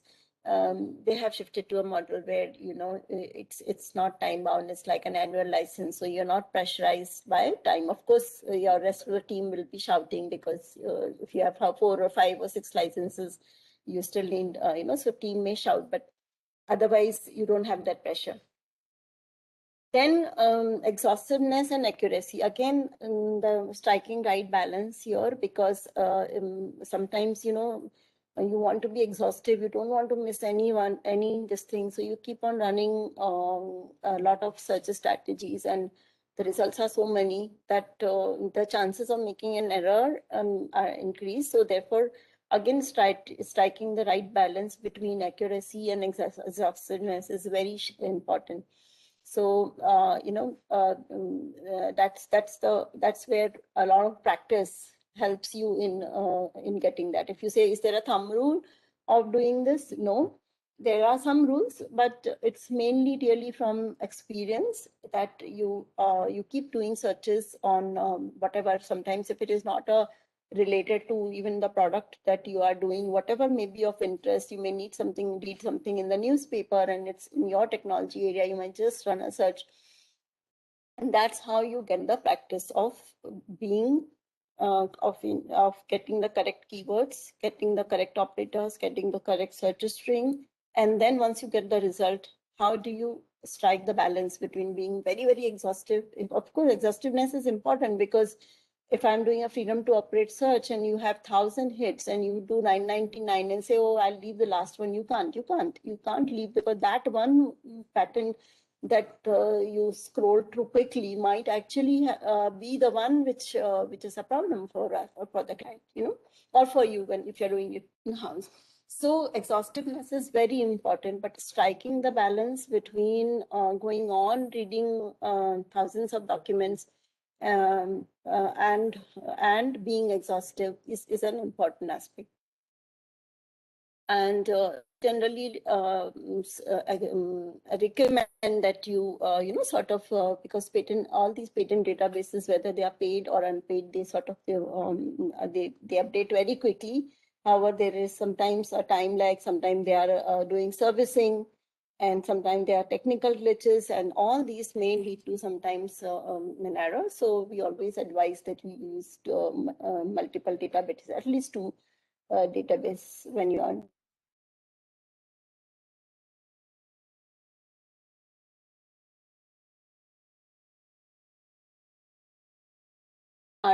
I'm just going to quickly now spend the rest of the time here. These are some of the free patent databases.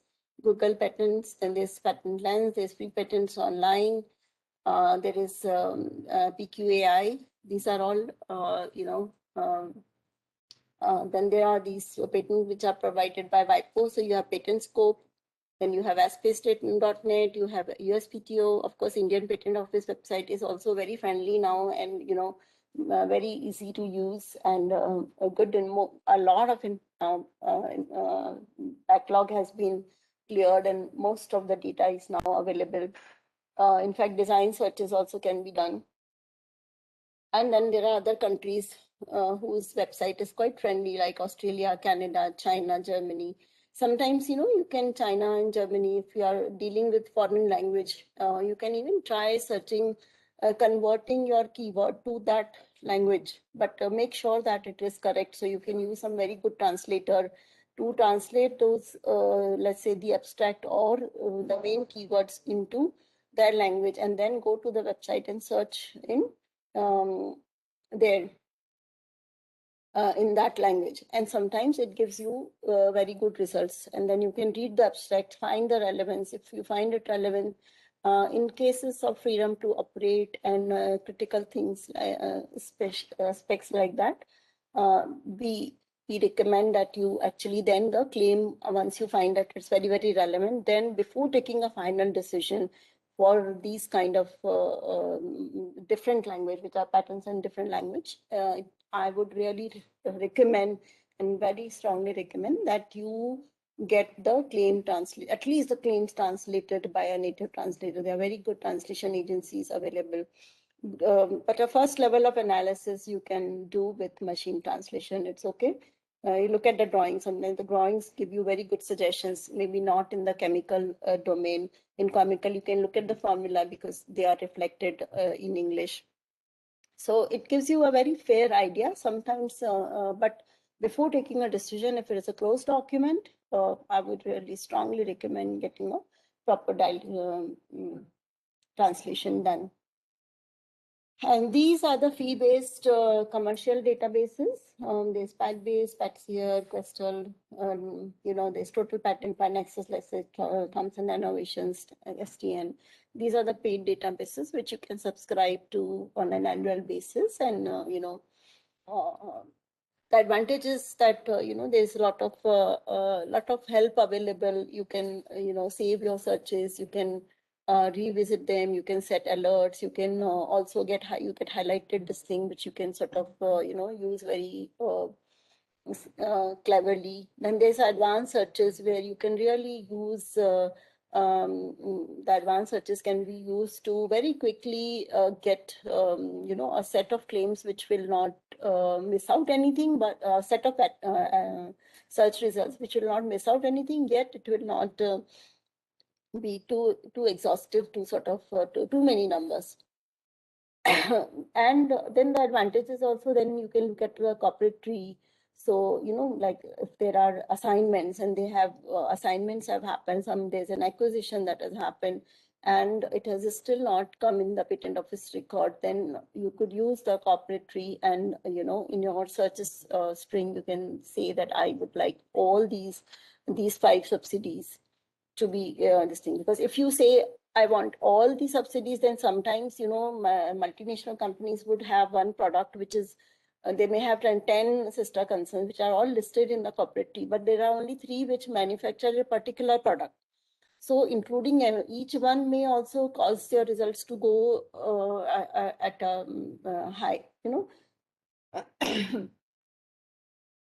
So these are the databases, and I will like to just spend, quick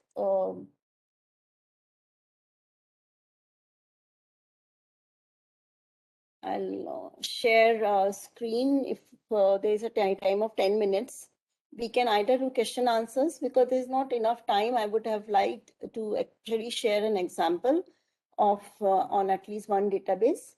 However, there's not enough time to do that exercise. So maybe, CII will fix another session for that. And I would love to share some of this methods of at least the free databases. Because I do feel that, as attorneys, we do a lot of work. However, every person who is in innovation needs to do a basic level of searching yourself, so I would really like to share that. So either we can look at one database and skip question answers, or we can take some question answers. Okay, so just going to.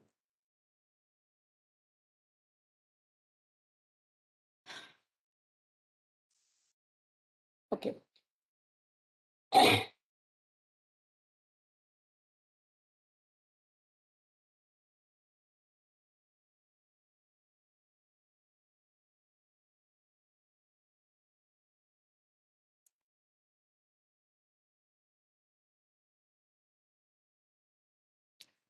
So I'm going to stop sharing this.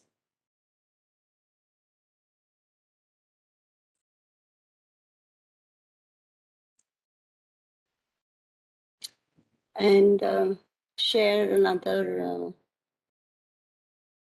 screen, which is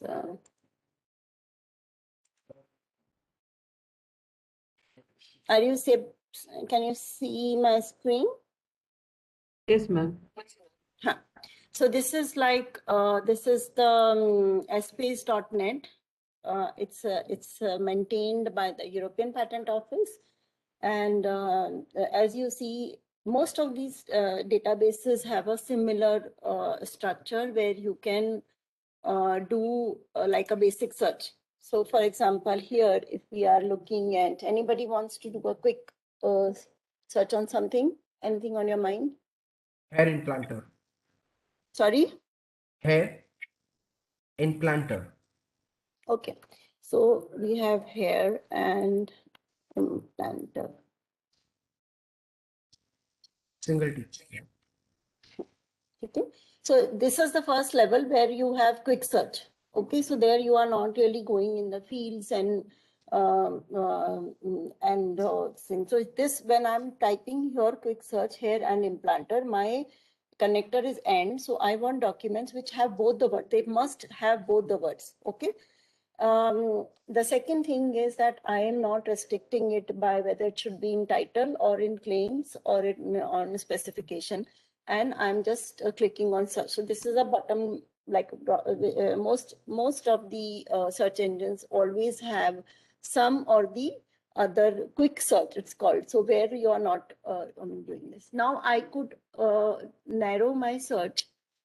Now I've got 484 results. Sometimes you get like 1,000, 2,000, 10,000 results, right? So here it is my hair implanted device. So this is related to the device. This is related to micro implanters. It's a small for follicle. It's modular, automatic. So you get, and you can see that this is a US document. This is a PCT application. When you are familiar with these terminologies, there's a lot of information that you immediately get, you know, from the first level. So right here, even in this level, before even clicking on the patent application, you are able to get a lot of information, that what is the earliest priority. Now here, this has been arranged by the priority date. So you'll see that 1995, then there's 2005, then 18. No, this is not priority date because the rest, but it allows you to sort by here you can see that you can sort it by relevance. So here, like they have sorted it out by relevance. So all 48, all the search engines have their own algorithms for giving relevance. So according to their, but this relevance again, you know, I will like to alert whoever is the user कि ये जो relevance होता है ये जरूरी नहीं है कि it is technical relevance, because these are all semantics, you know, so they give relevance according to the number of times your keywords are coming into that particular document. So that's how this relevance is created. This is more language related or you know, semantic relevance. So this should be taken with a little, you know, I would not like you to say, I'll just take the 100% ones or up to 70% and ignore the other.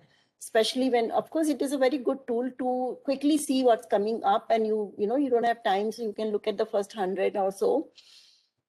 But if you're doing an exhaustive work like a technology map, or you're doing a freedom to operate, if, or you are doing a novelty search, then to go by this relevance is not such a good idea. Then you could have priority date order. You could change that order of display.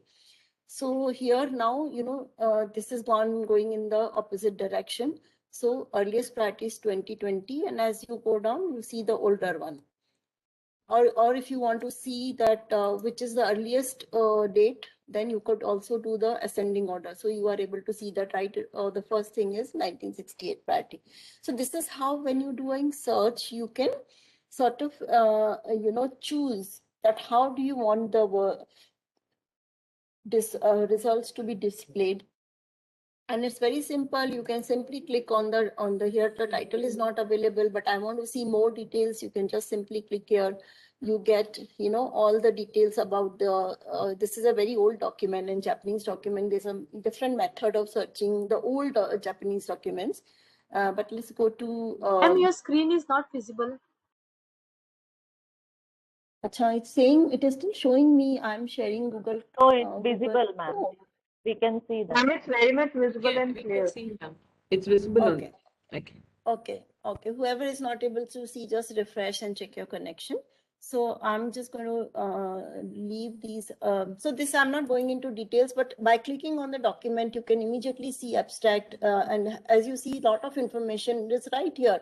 So if you just want to see drawings, sometimes in IT, you want to show, okay, let's take one document where you can, okay, let's take the. Ma'am, one detailed example would be appreciated if you can. So that's what we are doing. So hair and implanter we did, right? And I showed you how you can organize the results. If you are looking at invalidation, I need to see the earliest document, right? So I will go to priority date and I've organized it into the descending order. So I want to see earliest document. And if I find that this document is relevant to me, then very good. So depending on the type of, or you are doing a patent novelty search. So what you want is that the quickest, most relevant according to the search engine. And many of these search engines have now incorporated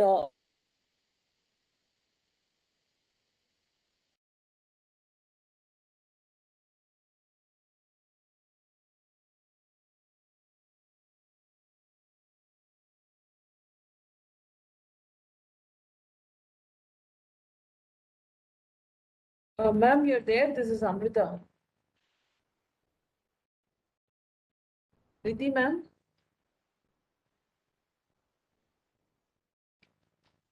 I think ma'am had lost connection. She's not there in the list. Balaji, sir. Is not there. Balaji, sir. Brijesh, sir, are you there? Yes, please Mandeep, please mute your mic.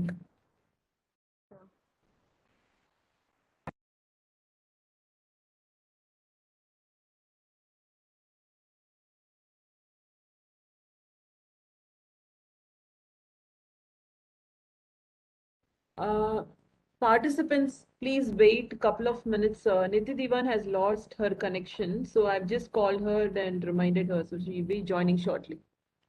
Please mute yourself, okay? There is some noise which is coming in the background.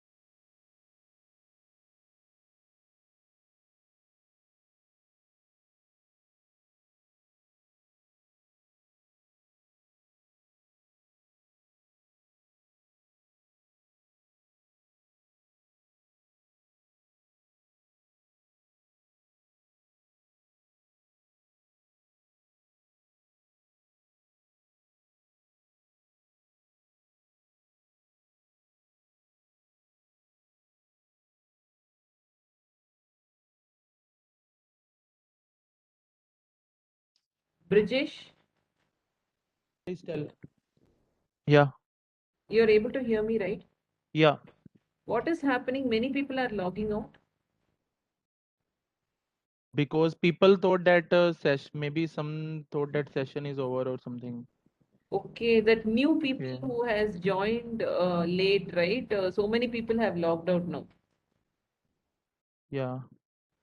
You please check with them. Okay, okay, okay. I will check.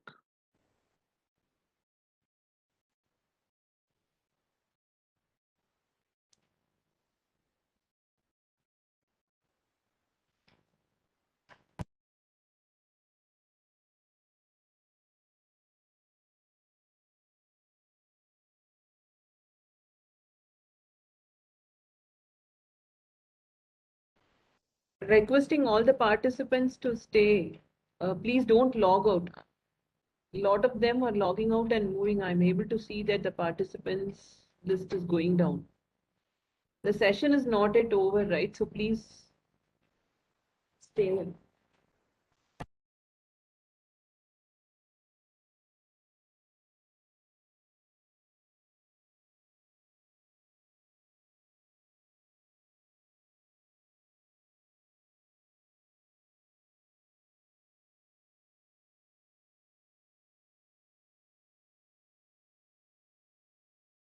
Niti Divan is facing some connectivity issues, okay? So she's trying to log in. There is some issue, so you please wait. She'll be joining in a couple of minutes.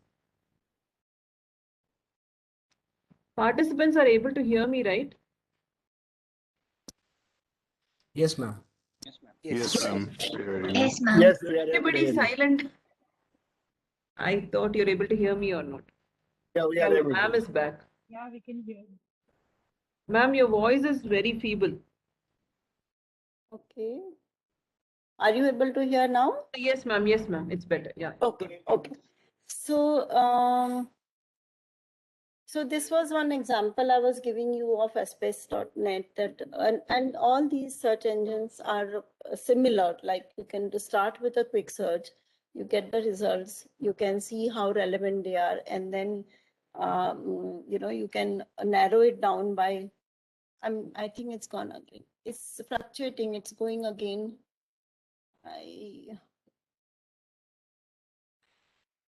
We are able to hear you actually.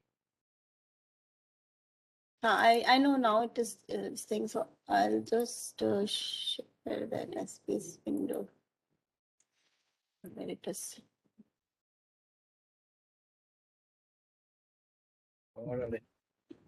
Okay, so I mean we can continue with this search that we were doing, right?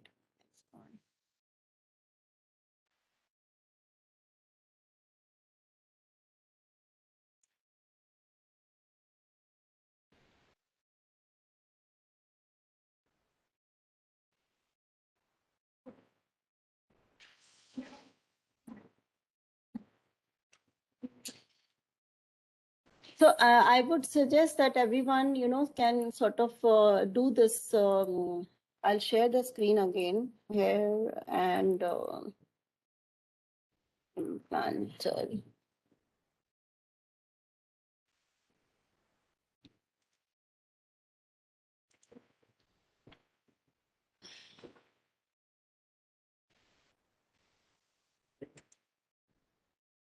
Sorry, I don't know. There's some issue with my screen sharing. I'm not being allowed this. Ma'am, I'll just check that. Okay, I see that now.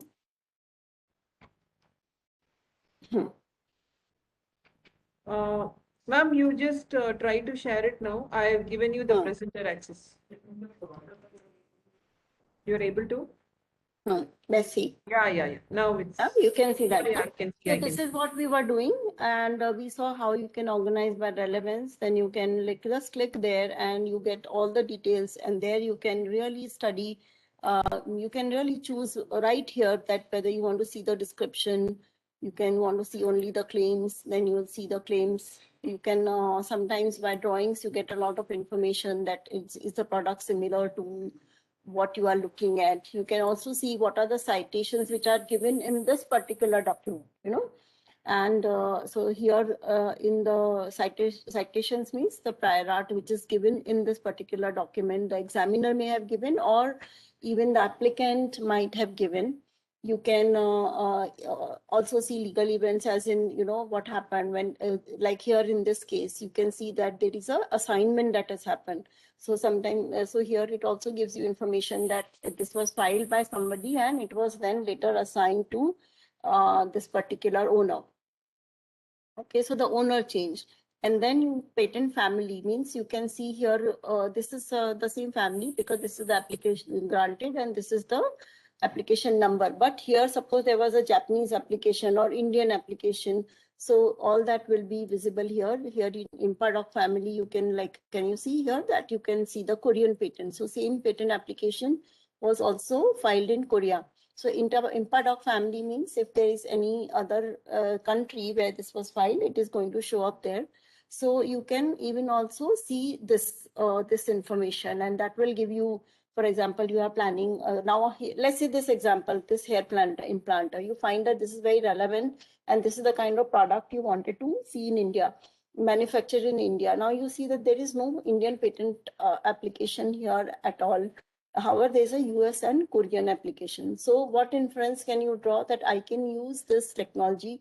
I can manufacture a product according to this, sell it in India. So I'm manufacturing, selling, offering for sale in India and any other country other than US and Korea where there is a patent right. So these are the kind of commercial decisions and information that you can use from here.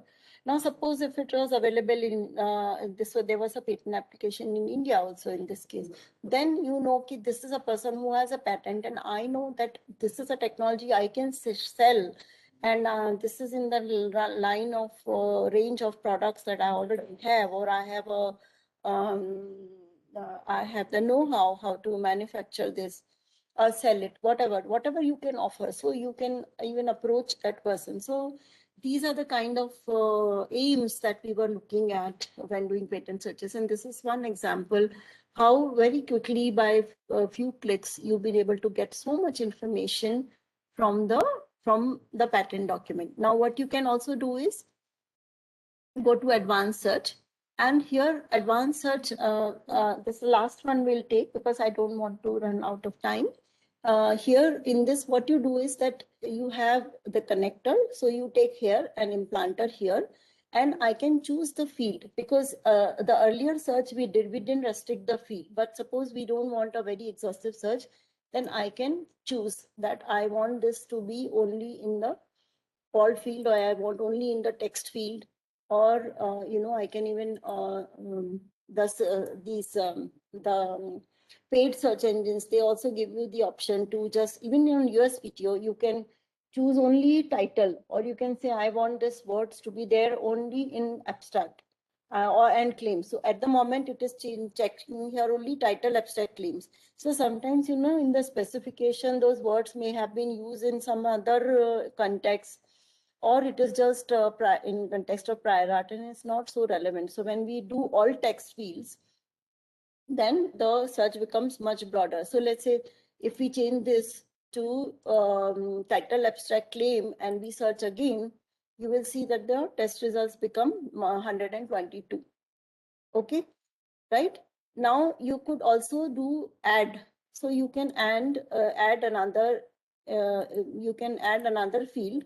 So this is how you go about advanced search. So you can decide which field do you want. So like in some search engines, we can even restrict it only to title. I just want to do a quick search. Hair implanter is only in the title. It should not even this thing. I just want the shout the patents which shout out this. So there you can just search only title, only abstracts, and only claims. All right, and then you can use and you can, let's say I want a micro word and in title, abstract, claims. So I say search, and this is how you can go on. So that's what I was saying in the beginning, that your keywords are very important, that you choose your keywords, you choose your operators for operators, and you can choose your, then you create your search string. So this is called a search string, where I have title here in title abstract claim. I have implanter in title abstract claim, and I also have micro in title abstract claim. So you see that the results from 484, which was on all text field, title abstract claim, it was some 122 something. And now if you are looking at only micro devices or micro implanter or and this thing, then you can reduce it to just 13 results.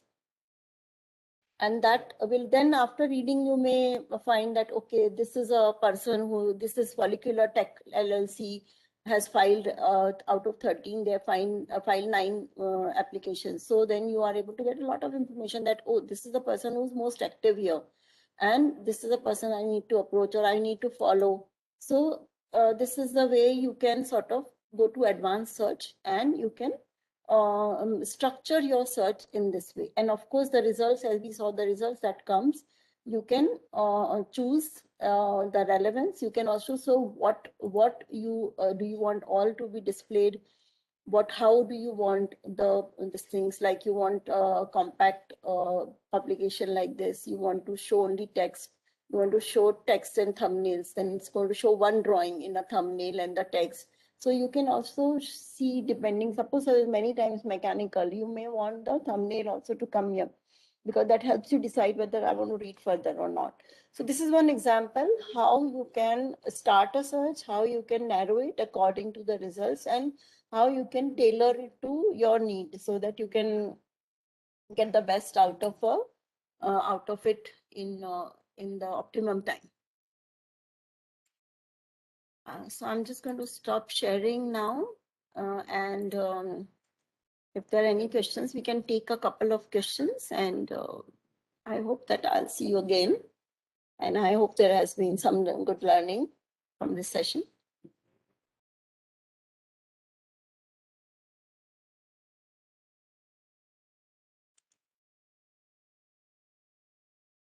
Yes, Cisco is very There are unstable. a few questions in the chat box, I think.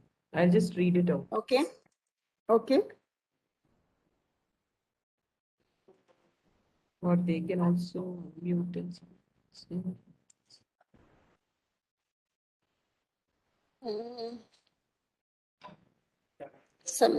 There are some questions like, which is the database for global patent search? I think I have been saying that all these patents are for, okay, so USPTO will be for USPTO, but the other search engines that I showed, like Free Patent Online, that's for global patent search. Patent Scope will give you only the PCT applications, but space.net, though it is maintained by European Patent Office, it also shows the rest of the other document. Google Scholar gives you global patents. However, you must remember that a lot of some patent offices like Malaysia, Philippines, some of them smaller countries, they don't have updated database which is online available. So either you have to use structured search engines which have paid and obtained that database from those countries, and they've added here. They may not have it available on these free beta databases. And there are some countries which are even not available to the structured search engine. And many times we have to actually approach the local patent attorney and get the results from there.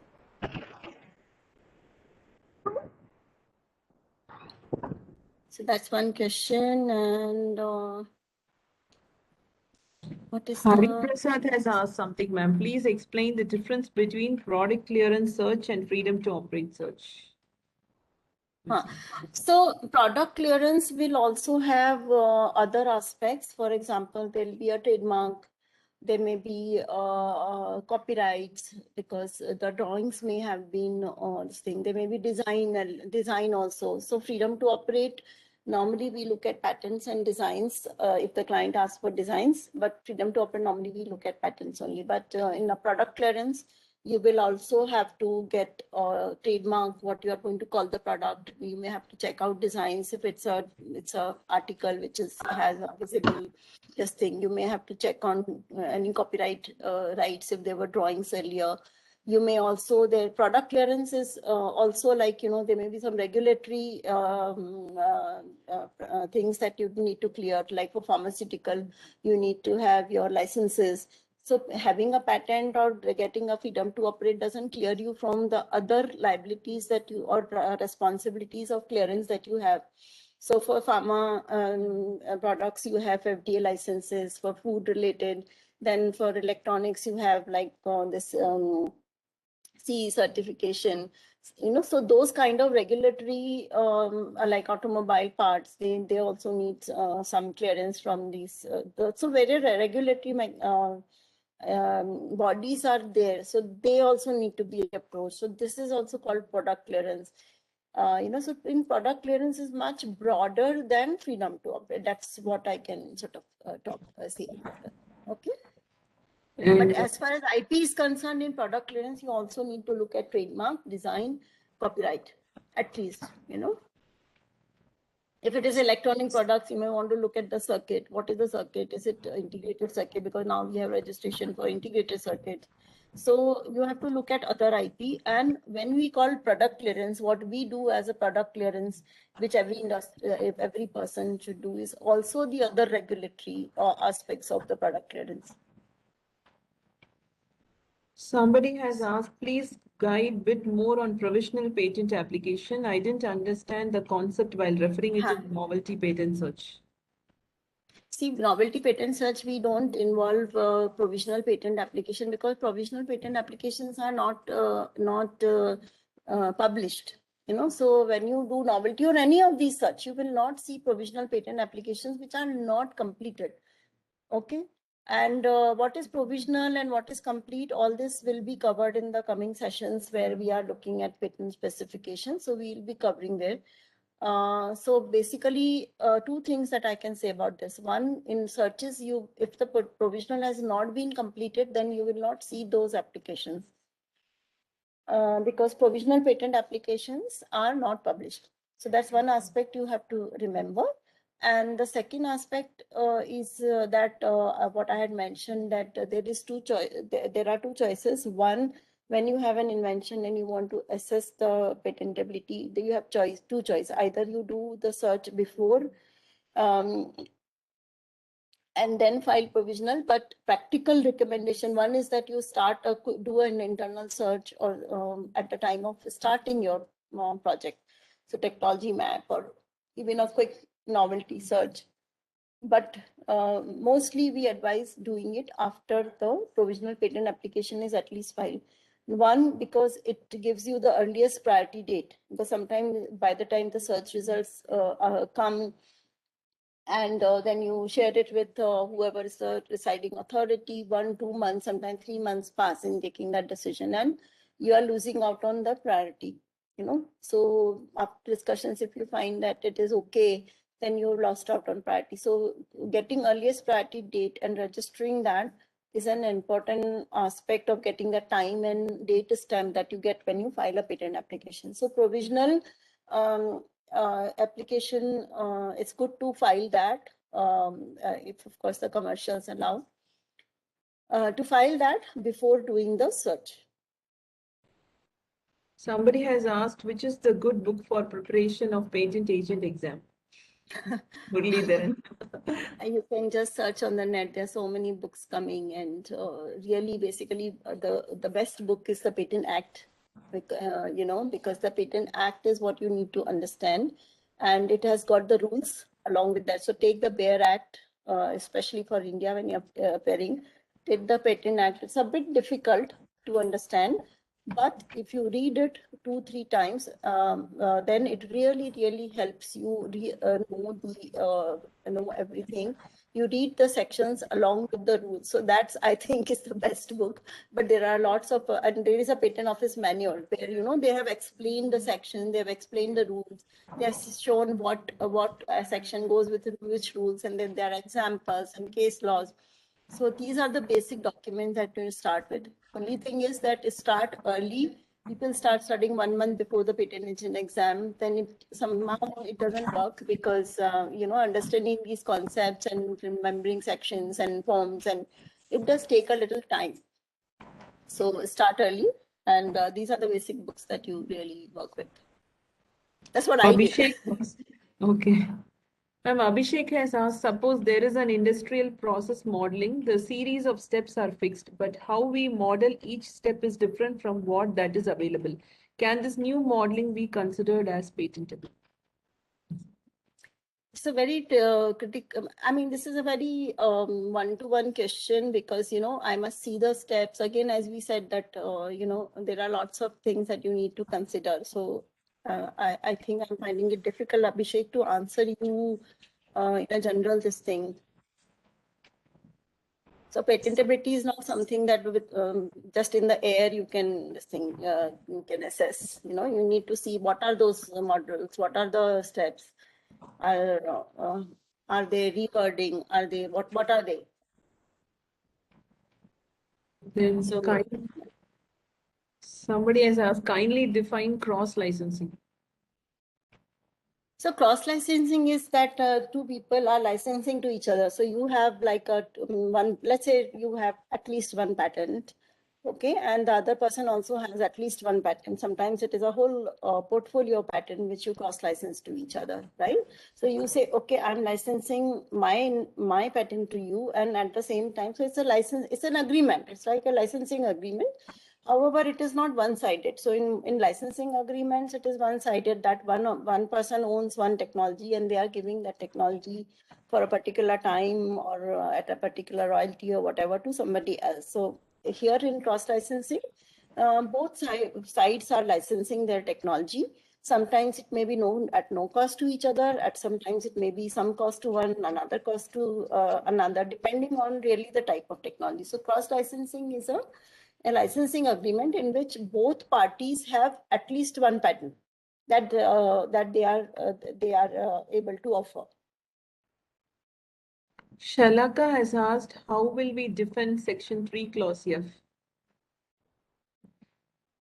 Will it No, come that to- was regarding that pencil and eraser combination.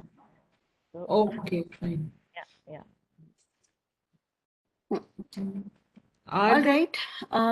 You can always. Ma'am, there Yeah, is one. okay. Are Go there on. services to help an R&D person to get good deal with licensing their patents? Murali Krishnan has asked. So I think the important part in licensing is the patent valuation. I have seen the practice that many people, when they are licensing or even assigning or selling their patents, they only take the expense which is sort of been incurred on that technology. So they would take that expense and then value it accordingly, and they forget the intangible value. So I think a very important tool is patent valuation, because that gives you the real value of your technology, and then you can decide the licensing fees, and also the terms and conditions accordingly.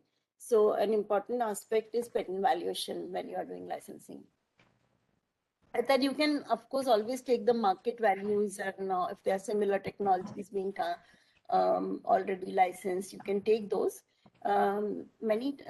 Sometimes it's two or three models which are applied. One, you can take a market model that this technology is also already being licensed, and this is the standard 4% to 10%, sometimes 20%. So you can take a market practice, or you can take a replacement value, that if you had to manufacture it yourself, how much, or develop it yourself, how much will it cost, and then scan over. But most important is the patent valuation, that gives you the real value, even for assignment, even for when there's merger acquisition. So that's something that should be done when you are looking at licensing, in licensing or out licensing. Okay. All right. I think we Ma'am, can there are a lot close of here, questions which is Amrita. coming. I think we can take it up tomorrow because there is a lot of questions. Sure. Yes. You can, choose some of these questions, and some of them are also like related to patent drafting, which we are anyway going to take it up, in the coming 4 days. So we can take as we go.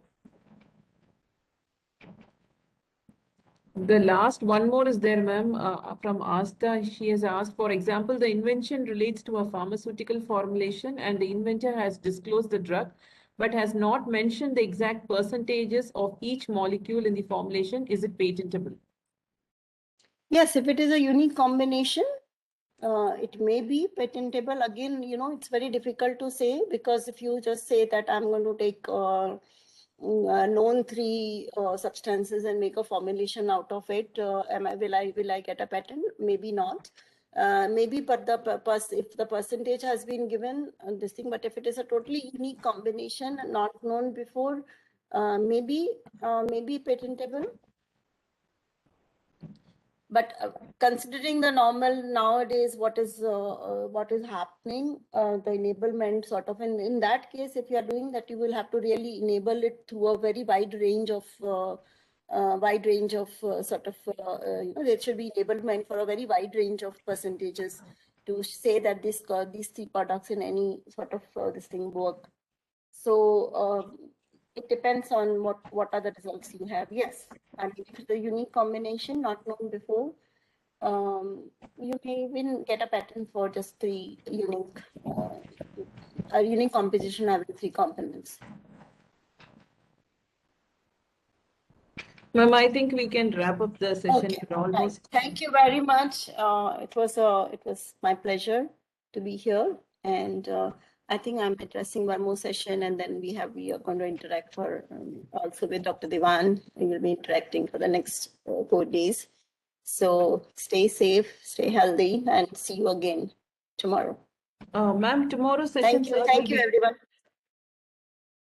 I'm going to take some part of it where it's the specification, what are the parts of the specification, and then sir will take up how you draft. Okay. Then participants, whatever questions you wanted to ask to ma'am, you can write to over me. I think everybody knows my email ID and you have my numbers. So you please contact me. Whatever questions it is, we'll take up it in the tomorrow's session in the Q&A along with it. Okay. Thank you. Good night. Thank you so much, ma'am. Thank you for joining. Bye. Thank you. You can write over to me in mail or you can contact me in WhatsApp. We'll take it up tomorrow. Bye, everyone.